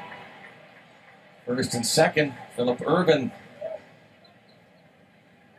Once runners at first and A second. couple of soft hit balls got hits, and then the one that was blistered was the out.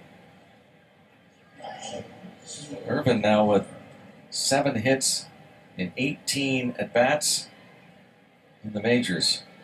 A stylish looking mask, isn't it? It is.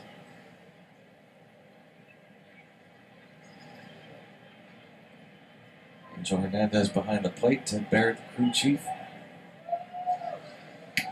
Uh-oh. It's a sign. Yeah, it is. What does that mean? John Tempane and Sean Barber are all. They all touched the goal of their hat.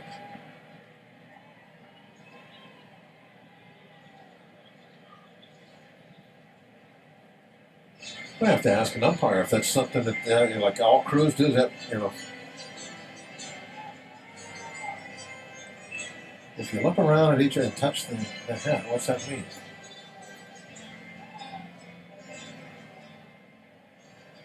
Let's figure that out. While we do that, I was looking to check the Nissan Road Ahead. Oh, that's what it is. It's time for the Nissan Road Ahead promo. They were signaling to us? Yes. Oh. Sal Romano tomorrow against Trevor Williams, the concluding game of the series. Keep your eyes on the road ahead. That's what it was. I get it now. Yeah. Stay focused.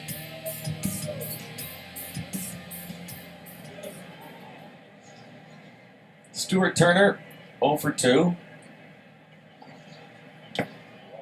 This is what I think it is, Greg. I think with runners at first and second, there must be some kind of rotation. They're going to have to back on play.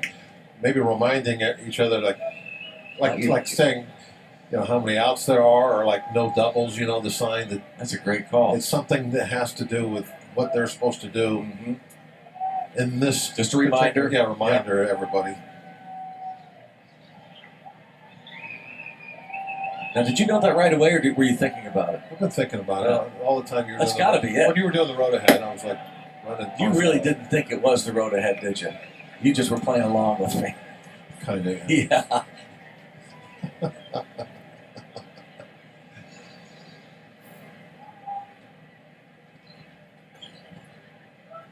Daniel Hudson up in the Pirates' pen.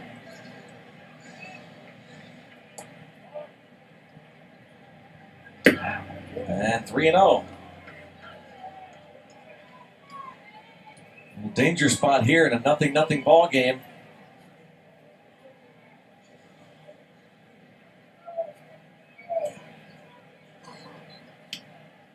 It's a returner. Pitcher spot on deck, but they'll pinch hit.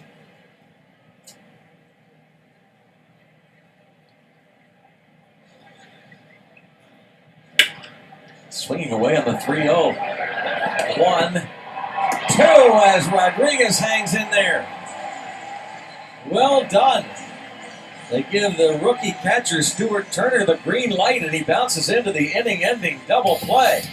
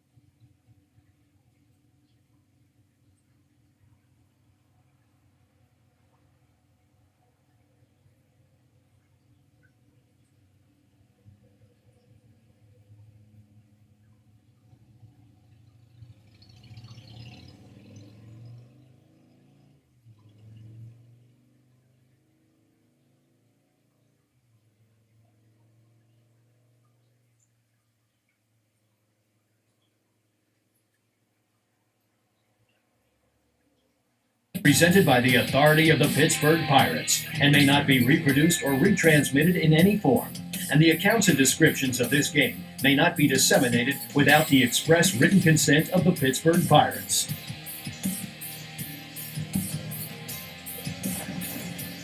So still 0-0. Into the bottom of the 7th inning. Number 21 for the Cincinnati Reds, Michael Lorenzen, will be coming on to replace Tyler Mahle.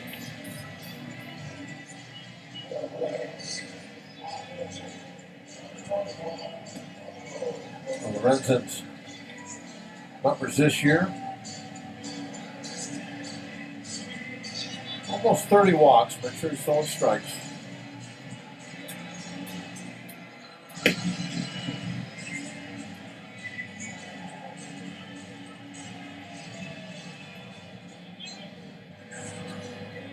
Jay Schubel got that double play ball on the 3-0 pitch.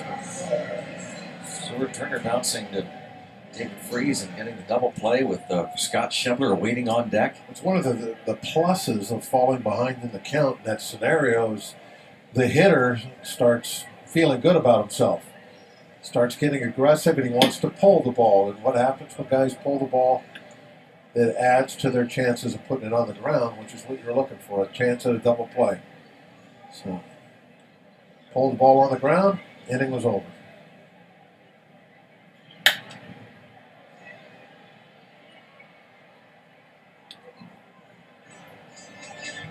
Meanwhile, the Pirates offensively have had base runners, but have not been able to cash in. Mahle retired the side in order only once. That was in the 3rd.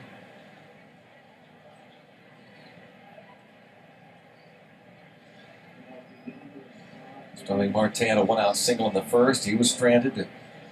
2-out base hit by Jordan Luplow. The next inning, he was stranded. First pitch, the first out will be to the shortstop Cozart. John Jaso will pinch hit. 2-out hit from David Freese in the 4th. The Pirates loaded the bases with 2 outs in the 5th, but Andrew McCutcheon flied out against Mahle. And David Freese hit by a pitch last inning. He was stranded.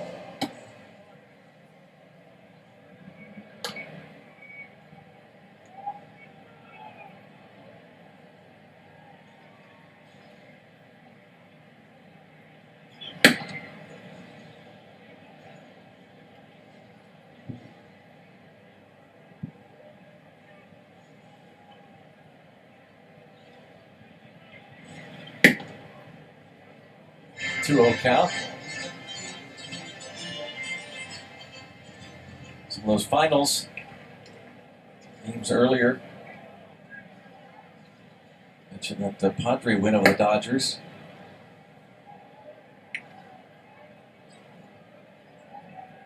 Dodgers have now lost 7 of their last 11. And a 4-pitch walk to the pinch hitter, Jaso. Sean Rodriguez will come to the plate for the first time. Josh Harrison forced to lead after he was hit by a pitch in the 5th.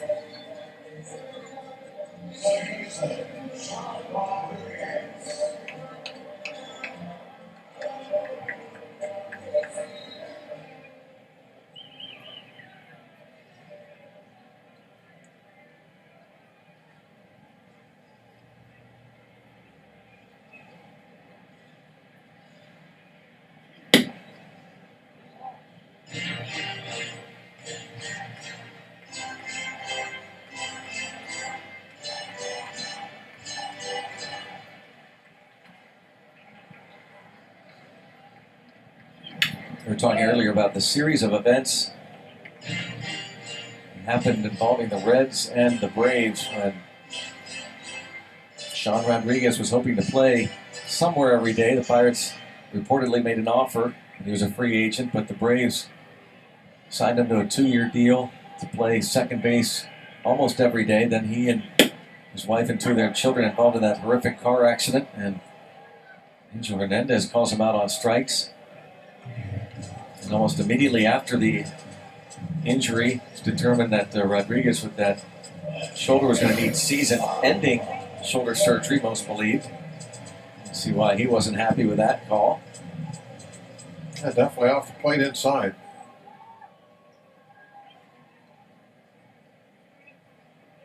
Two outs. The Braves move to acquire Brandon Phillips right away from the Reds. The Reds have been trying to deal Phillips for at least the last couple of years. He had the no-trade clause, and this time finally waived it, went to Atlanta. Now he is with the Angels, as Bob mentioned, from former Pirate catcher Tony Sanchez, broken bat. Now, did he have no trade clause because he was a 10-5 guy? I think so. So then once he gets to Atlanta, he loses that.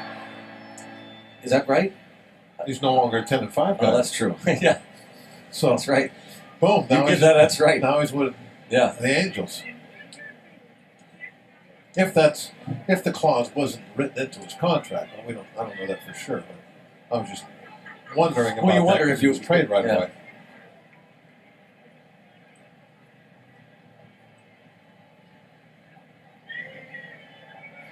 "10-5 guy" means if you're a 10-year veteran and 5 with the last With one team. yeah, the last 5 years you've been with the one team, well then no, and whether it's in your contract or not, it's actually in the union contract. You cannot be traded without your permission.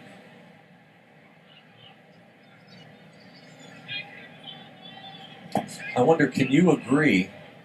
Can you lift the no trade and agree to a deal? Say Phillips goes to Atlanta under the condition that I don't get traded. Well, yeah, because I mean, you could say, okay, I'll I'll waive go, it. but I want handful of teams. added to my personal contract Yeah. that they can't trade me. You could ask for that. Right?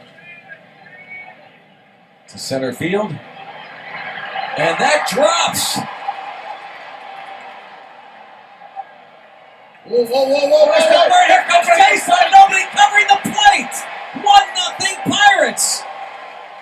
A Keystone Cops series of events here for the Reds. First, incredibly, that ball dropped in center, and Hamilton slowed down with Jeanette racing out there. And then the ball gets away, and nobody covers home, and Jaso scores.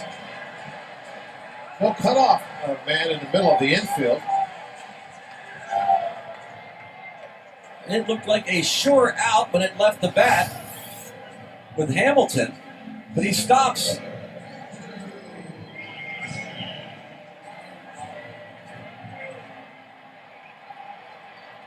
Now this is Irvin picking the ball up. nobody at the plate.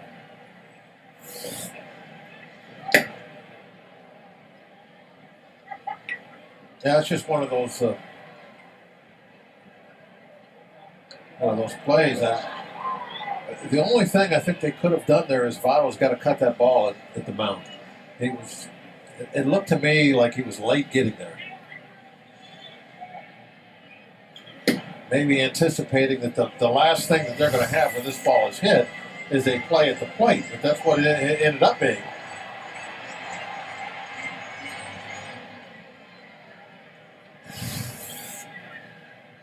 And it was so far offline, it got to be cut.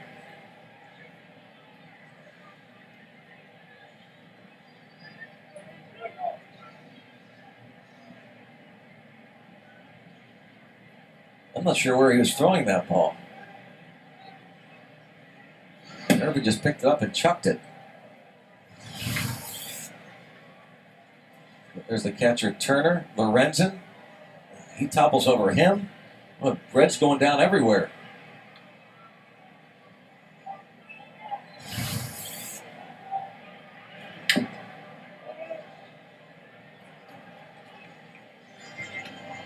Two and two on McCutcheon.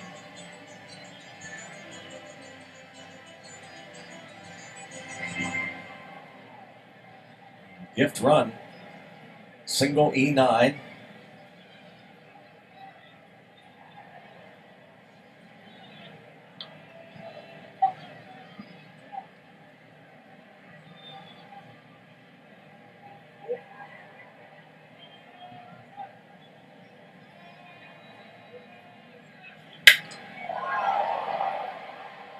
Irvin.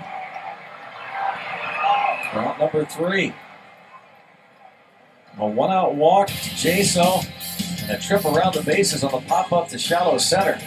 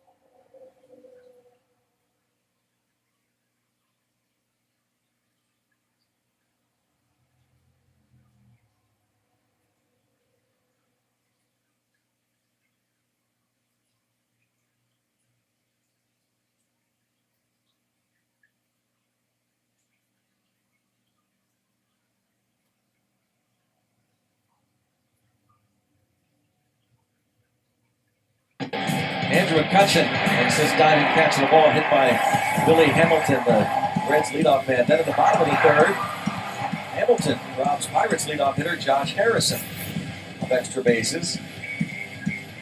Then a hit by a pitch from Tyler Malley stayed in the game for the remainder of the bottom of the fifth, then was lifted in favor of Sean Rodriguez. Starling Marte hits a pop-up to shallow center, but Billy Hamilton stops as he sees Scooter Jeanette racing out there. The ball drops for a hit. And then Philip Urban throws the ball past the mound. Nobody covering home. John Jaso scored. He had walked, unearned run, 1-0 Pirates. UPMC scoreboard, and Billy Hamilton will follow Scott Schebler, who's announced as the pinch hitter against new pitcher Daniel Hudson.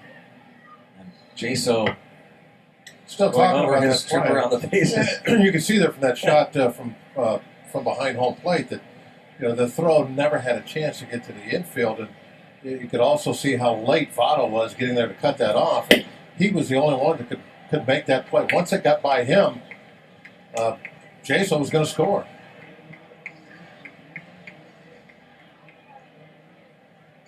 So that was that. When the throw is heading toward the other team's dugout, it better get cut off.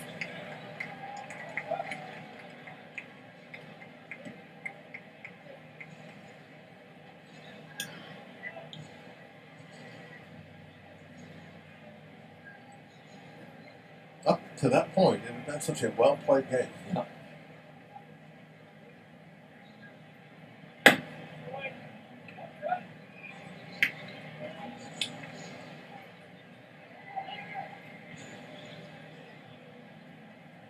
Schebler batting for Lorenzen.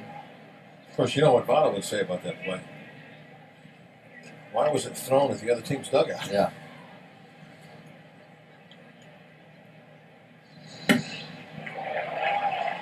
Schebler strikes out against Daniel Hudson.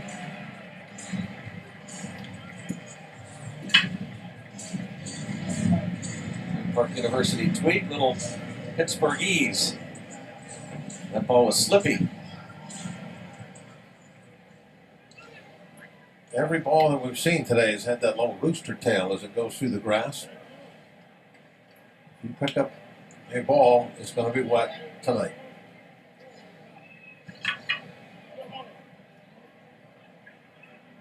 Surprisingly, we've seen really a lot of good throws tonight up until that moment.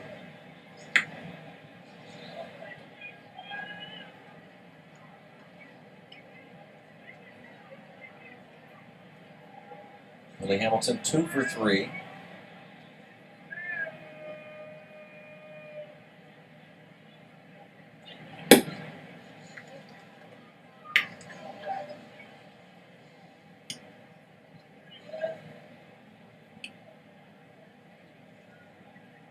Pirates trying to pull this off, despite the fact that he has 2 hits. Reds are 31-10 against the Pirates in his career when he has at least 1 hit. 5-12 in games where he doesn't get a hit. On against the grain. Tayo did a great job of pitching once he got on base. Would not let him come home.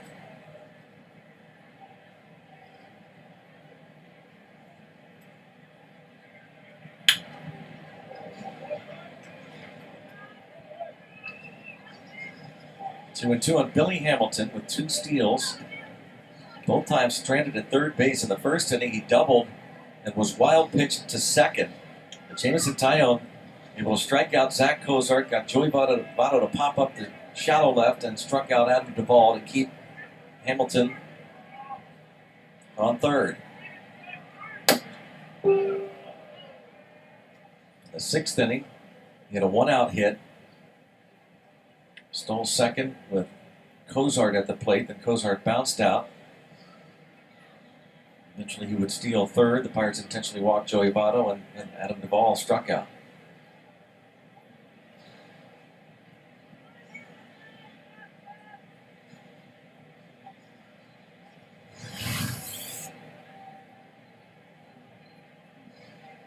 Fast guys don't like that. Hurt them puppies.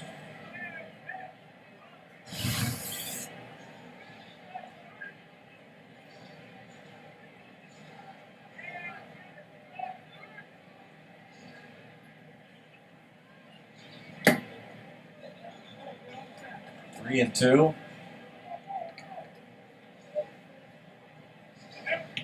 Kind of interesting the way they've tried different things with Hamilton tonight as far as location. Remember they were up and away a couple of bats in a row. First time up, they tried to get in on him. That fastball they hit for the double was right in on his hands. And now it looks like they're all of these pitches, except for maybe a couple of the 7, are all downstairs. They're losing. Hudson was hoping for a clean inning. A 1-out walk. Another chance to throw out Hamilton. an area that Daniel Hudson definitely wants to improve upon for next year. The 27 walks and 52 innings. Yep, Nas Diaz is going to be tested for sure.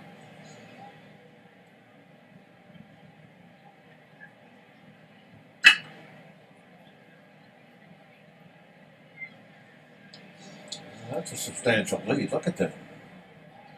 There he goes.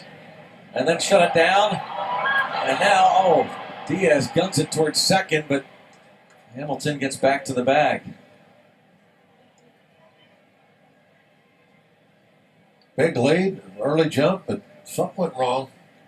Spun his wheels. No, Didn't like it. Didn't like his jump. Didn't it look pretty good? Yeah. I mean, I don't know what there wasn't to like there. But he's the expert. Yeah, I was just going to say the same thing. He knows. I mean, it looked like he had a huge lead. And it broke on first move. And now his lead is not nearly as great as it was.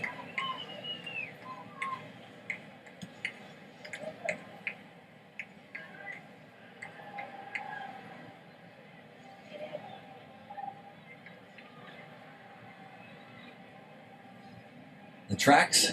It's got to be a little slow, you would think. Look how he shortened up his lead. Yeah, he has. You don't think he pulled something or twisted something? I don't know. When he came back just before not this pitch, but before the other pitch, you saw him kind of Winced? No, Yeah, he was, stretched, he was yeah. stretching his leg a little bit. But if that was the case, you would think he would be saying, "Hey, I did something. Get me off here." Because he's going to have to, even if he doesn't try and steal, if there's a base hit, he's going to have to try and run hard. So what's the difference? It's almost like now he's decided he's not even going to think about stealing. Right. There's a ball in the dirt. Yeah. Nothing. So, something going on.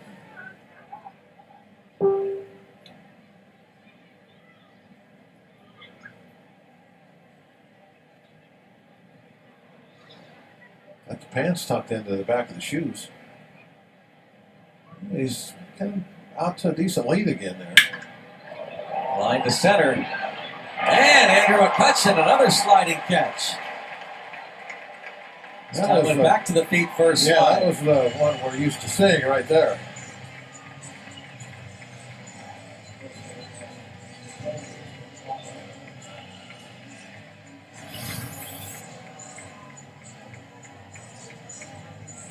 Sinking line drive.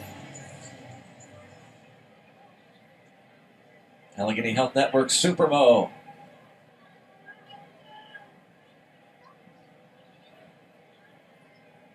Daniel likes it.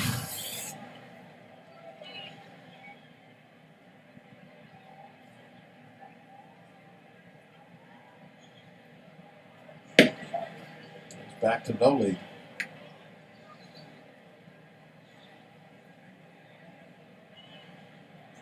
Well, Hamilton's got me confused.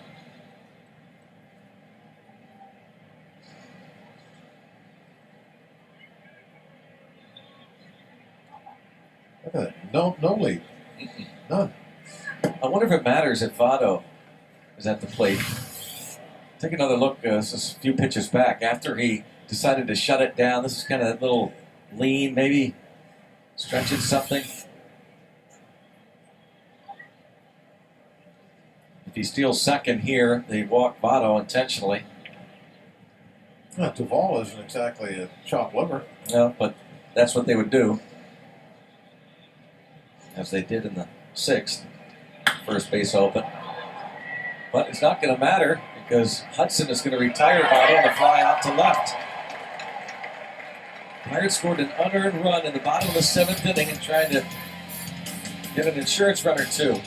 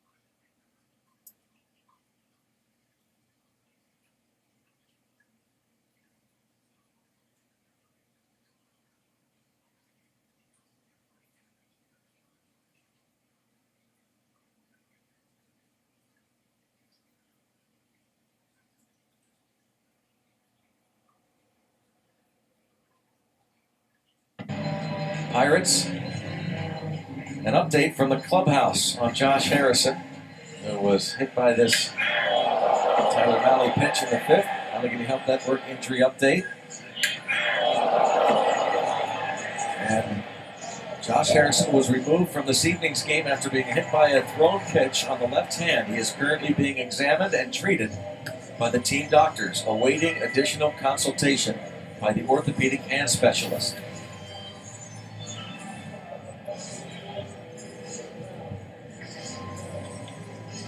Ben Potenziano, the assistant trainer, is getting more crowded by the day in that dugout. Brian Housen is the athletic training coordinator in the Pirate system. We saw Justin Message in there, the pitching coordinator throughout the Pirate system. Wandy Peralta in the ball game now. Decent numbers this year. A lot of games, 62. Lorenzen gives up the unearned run in his one inning.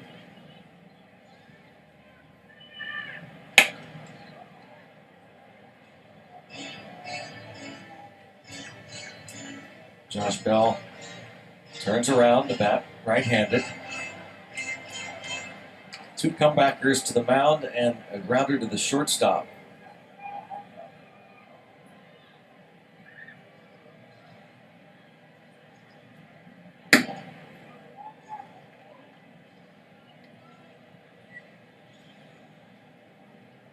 Josh Bell t-shirts given away. Kind of a combo, rain hat t-shirt. Popped up, Votto. Oh, nice little play there by Joey Votto.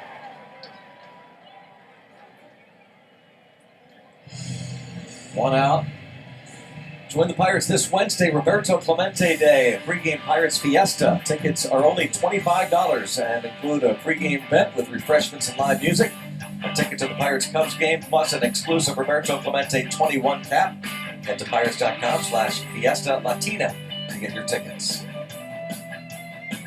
Talked about the great one earlier tonight.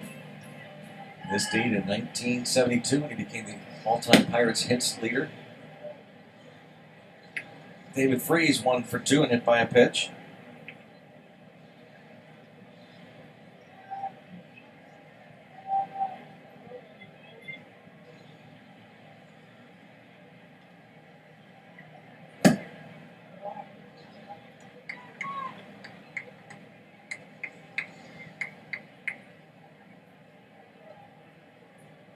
You know, I wonder why everybody that goes up there doesn't wear one of those gloves like Freeze has with that protective padding on that hand.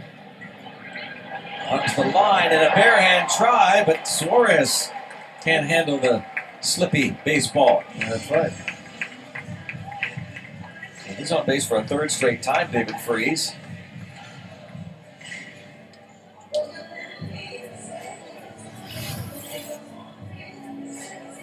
Suarez very deep in that situation. Yeah. What a ways to come. Even if he picks this up, I don't know, Greg. I don't think he's going to throw anybody out. He's going to probably put that in his pocket.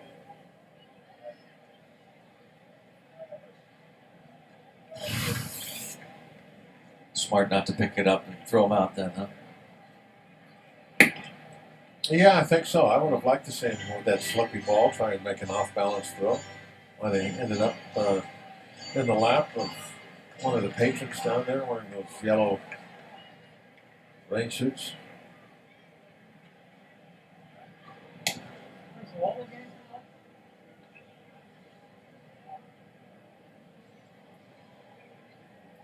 There you see the Slickers. The Slickers. Kind of like trash bags with hoods on them.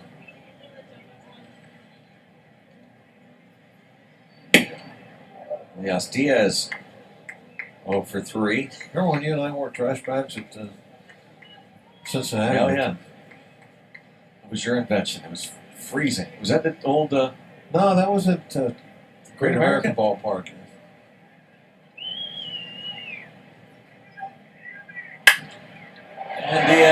himself a hit. And his first and second.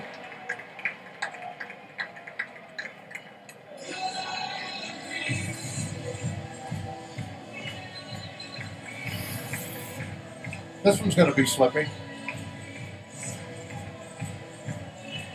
Finds its way through that wet grass.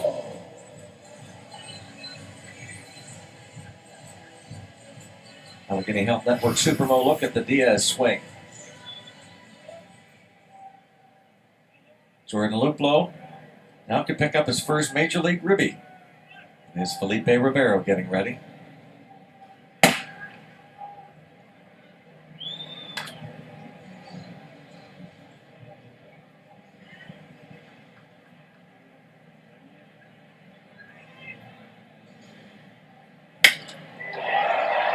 Well, toward left center field. Jordan Luplow, how about your first big league homer, Jordan? Gives the Pirates a 4-0 lead in the 8th and no cheapie. On a night when the ball really is not carrying very well, he decides to go to the deepest part of the ballpark to pick up that first home run, that first RBI. Heck, make it 3 RBIs, huh? Picked up his first Major League hit with the infield single in the second, and now his first Major League homer, and no silent treatment here. These are the experiences you want these young players to have in September. You know, even the failures is going to pay some dividends for these guys, but boy, nothing like the feeling of that home run, I'm sure.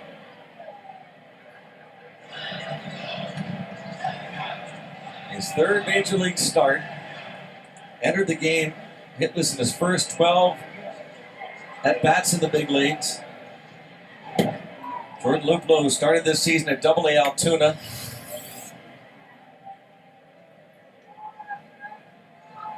Ended up with 23 homers in the minors, combined Double-A, Triple-A. That home run showed he's got pretty good pop to go over the 410 sign here. On a wet, misty evening like this with a little bit of breeze blowing straight in his face.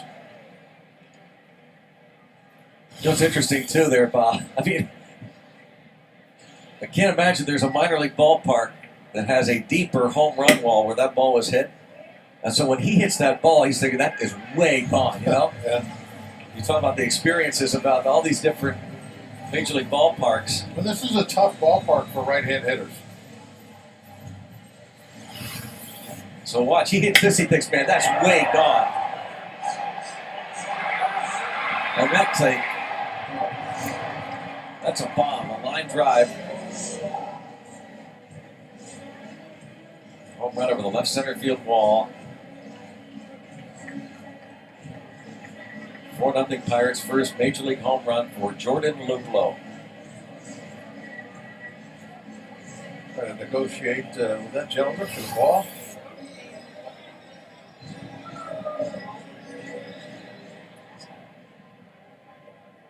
Someone still has it there. We'll sort of getting it to Jordan Luplow. I'll have 2 balls tonight. What a feeling. Stickers on them. Yeah.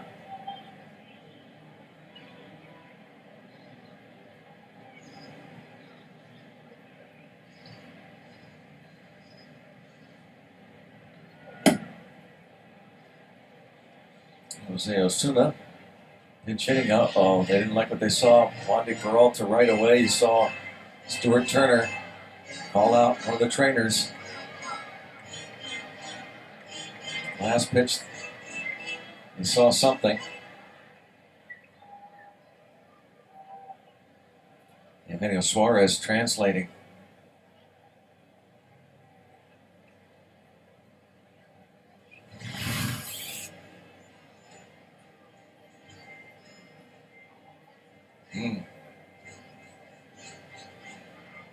No, if I had to speculate, Greg, I think maybe he's no problem with the groin on that one.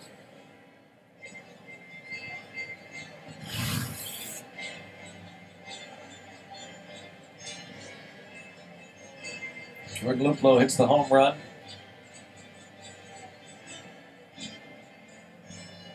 Negotiations continue. They're underway with a phone call. Kidding. Buddy calling. Alejandro Chacin will be coming on. Surprised it took even that long. I mean, they're just, at this point in the season, September, it's a cold night. He's obviously hurt. What discussion is there? There's no discussion there whatsoever. It's like, look at that, he can barely walk off the field. How about the three people walking off the field? All three of them decided to take different stairways. Yeah. That's amazing. They just split like they fanned out. Like it was planned. Yeah. Let's split up. They won't be able to get us all. Pirates have a 4-0 lead. Jordan Luplow has his first Major League home run.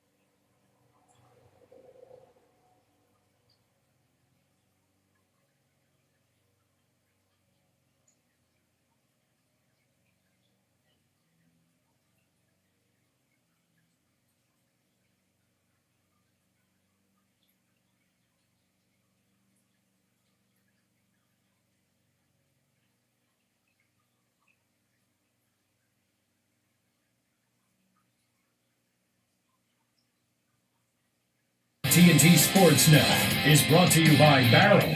We'll beat anybody's price. Find out more at barrel.com. And by Levin's, the official furniture and mattress supplier to the Pittsburgh Pirates. For the best quality, service, and value, shop Levin's. Let's go, Bucks! It is a 4-0 Pirates lead. Thanks to Jordan Luplow, 3-run homer in his first Major League dinger, talking to Adam Frazier, teammates in the minors for a couple of years. Jose Osuna continues this at bat, but now faces Alejandro Chacin, the right-hander, his third Major League appearance. Hadn't gone real good so far. See, the opponent batting average definitely elevated up over 300. They'll get higher now. An 0-2 pitch.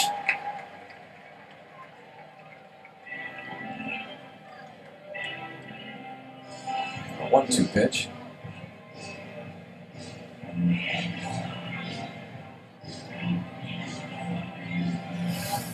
Jordan Luplow, before the ball game, was signing autographs for fans of Loop.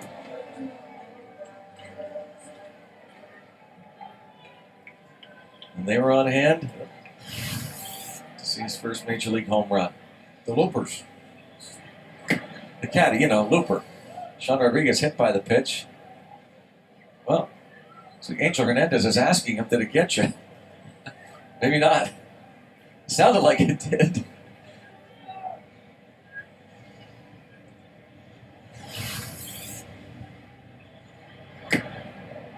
It's a double click there. Hit something. Maybe call it a foul ball. One knows? One to know. I have no idea. It either hit him or the bat, right? Didn't it look to you like he says, did it hit you? Didn't it look like Angel Hernandez was actually saying that hit, did it get you? I didn't see that part. You didn't see that? No. And that Rodriguez said something like, I'm not sure. Well, this goes back to what you talked about earlier. Get rid of all the replay, all the. Just be honest, like golf. Just be like, Have the umpire ask it, did it get you? No.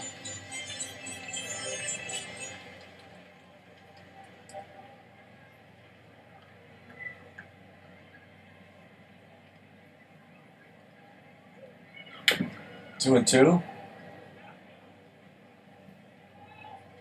First pitch looked like or sounded like got a piece of Rodriguez.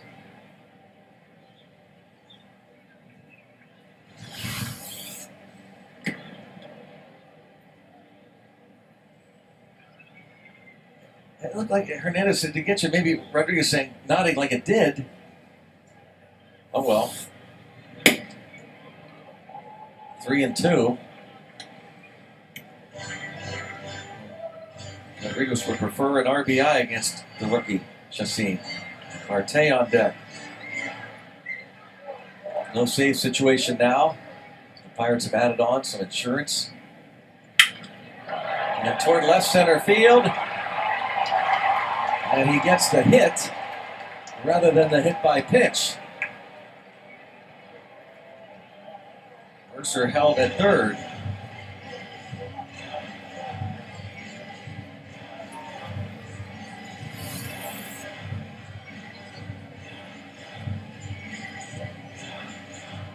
ball just kind of blooping in. And there at the last moment. So Joey Cora put up the stop sign.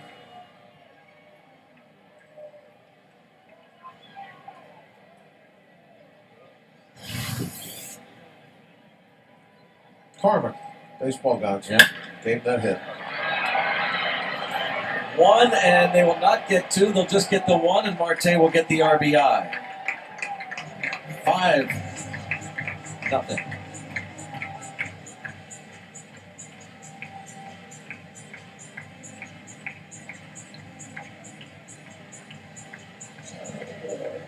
Put this one away. We'll make the ninth inning kind of anticlimactic. Nice, comfortable lead now.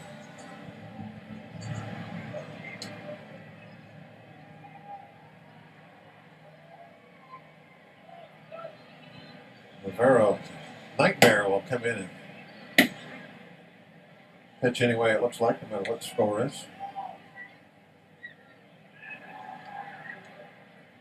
McCutcheon, the 9th man to bat in the inning. If you're going to get nicknamed Nightmare, days you kind of back off. It's a bad dream. Yeah.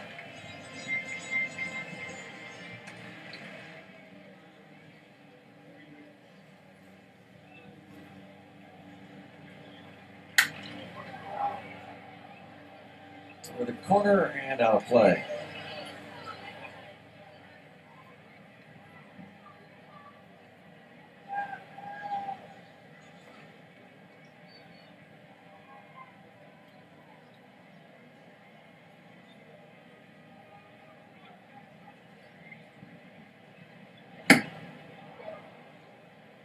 That'll be the final out of the bottom of the 8th. The Pirates add on with a 4 spot, including the 3-run homer by Jordan Luplow, 5-0 Pittsburgh.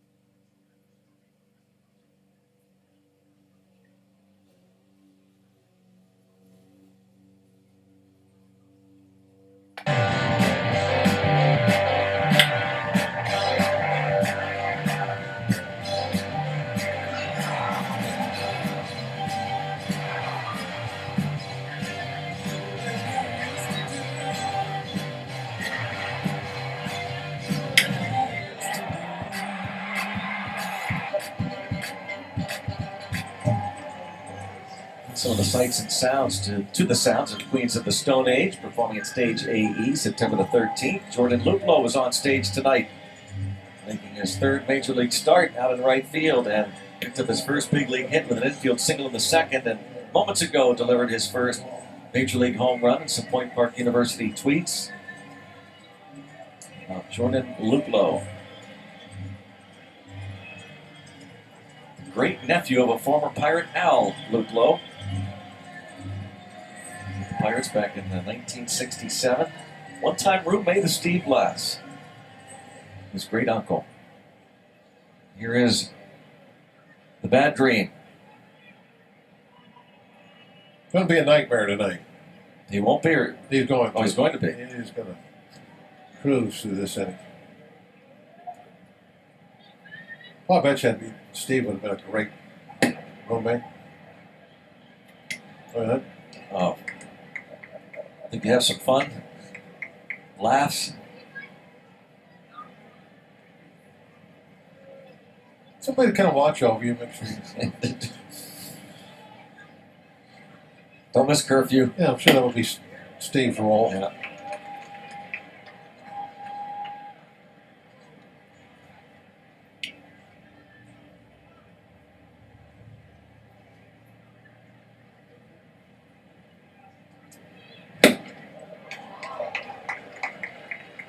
Adam Duvall 0 for 3 against Jamison Tyone.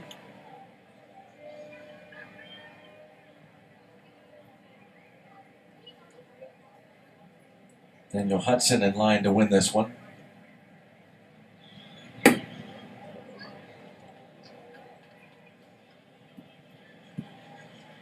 Oh, that's not right. I'm sorry. Correction.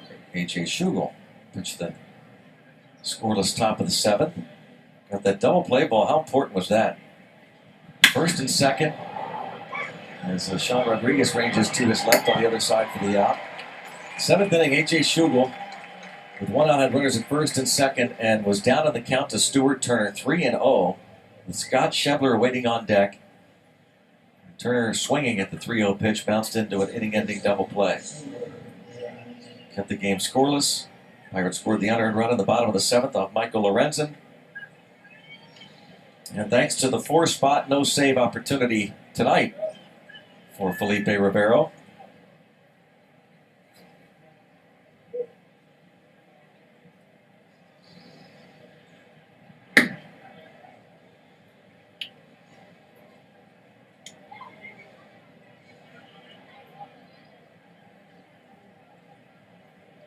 Yeah, one thing that will certainly change and is a lock going into 2018 as we look ahead that Felipe Rivero will begin the year as the closer.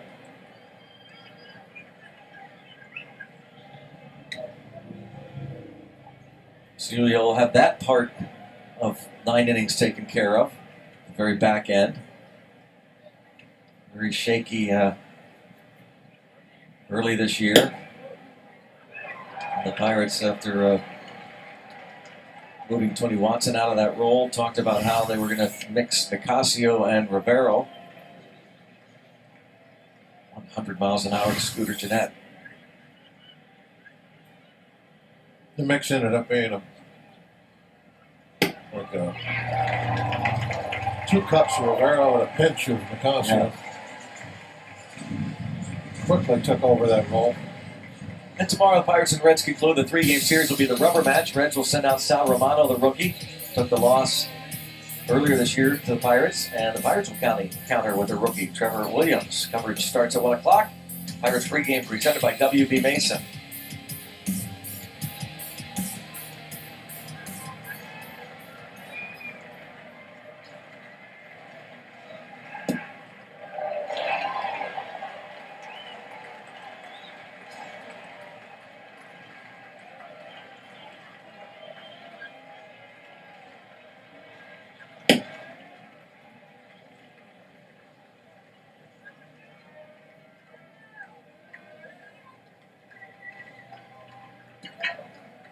Barrett.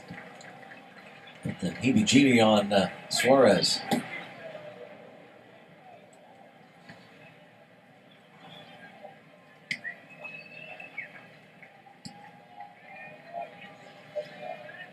Jordan Luplow. What a feeling. His team up 5-zip. With the 3-run homer to put it away.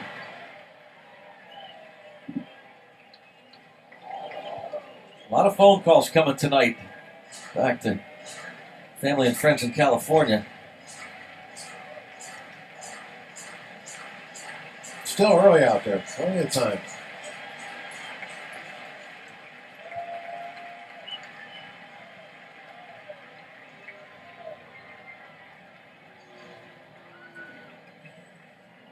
Time called there by Angel Hernandez.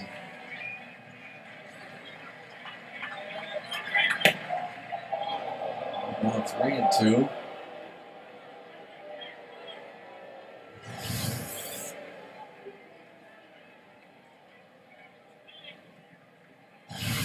Looked like it caught the corner.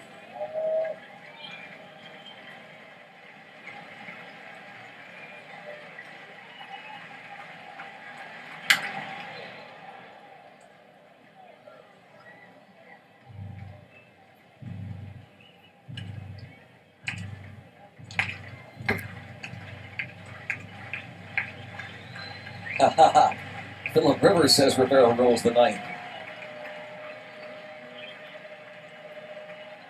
Along the banks of the Allegheny, here's Powder River. 98 miles an hour, check swing, tapper on the first, raise the Jolly Roger. Pirates blank the Redlegs. Well pitched, well played game for the Pirates. Everything was there. Got the defense. Got the great pitching by Tyone. The control was fantastic. He looked right back to being his old self, and that young man, first big league home run. Beautiful night, a little rainy, a little damp, but it's going to be all smiles. To talk about it, back to Dan Potash and T. All right, gentlemen, thank you very much. You know, in a game in which we saw great defense on both sides, from the Reds and the Pirates, it's almost a shame that it was an error that ended up deciding the game as far as the game-winning run is concerned. But sometimes, I mean, that's what it does. Yeah, and and usually when you have such a good defensive game being played on both sides, that's kind of what happens. Now, it's odd that it happened on a night like tonight, where basically it was raining through a whole large part of this ball game. The field was wet all night long. You would expect more mistakes, but there weren't. Both teams played great defense, but the one error in the seventh inning gave the Pirates the opportunity to score the one run that they needed, and then they added on 4 in the ninth. But that was the one that really broke the Reds back. And with taking 2 of 3 from the Reds last weekend in Cincinnati, the Buccos now even in this series, a chance to take another series from a team that's really had their number all season long. Yeah, I mean, about every game that you're winning is causing you to win a series. 4 and 10 coming into this one. So a chance to go at least 5 and 10 against the Reds and win the last 2 series of the year. All right, for more on tonight's game, let's go back downstairs where Robbie Inzmikowski is standing by with another new face. Robbie? Yeah, it's Jordan Luplow. How about this? In his first at-bat tonight, he gets his first career hit. And in his last at-bat tonight, he hits his first career home run. Jordan Luplow, what a night it was for he and the Pittsburgh Pirates. Now, Jordan, your first career hit, first career home run. How do you describe the events? Well, first,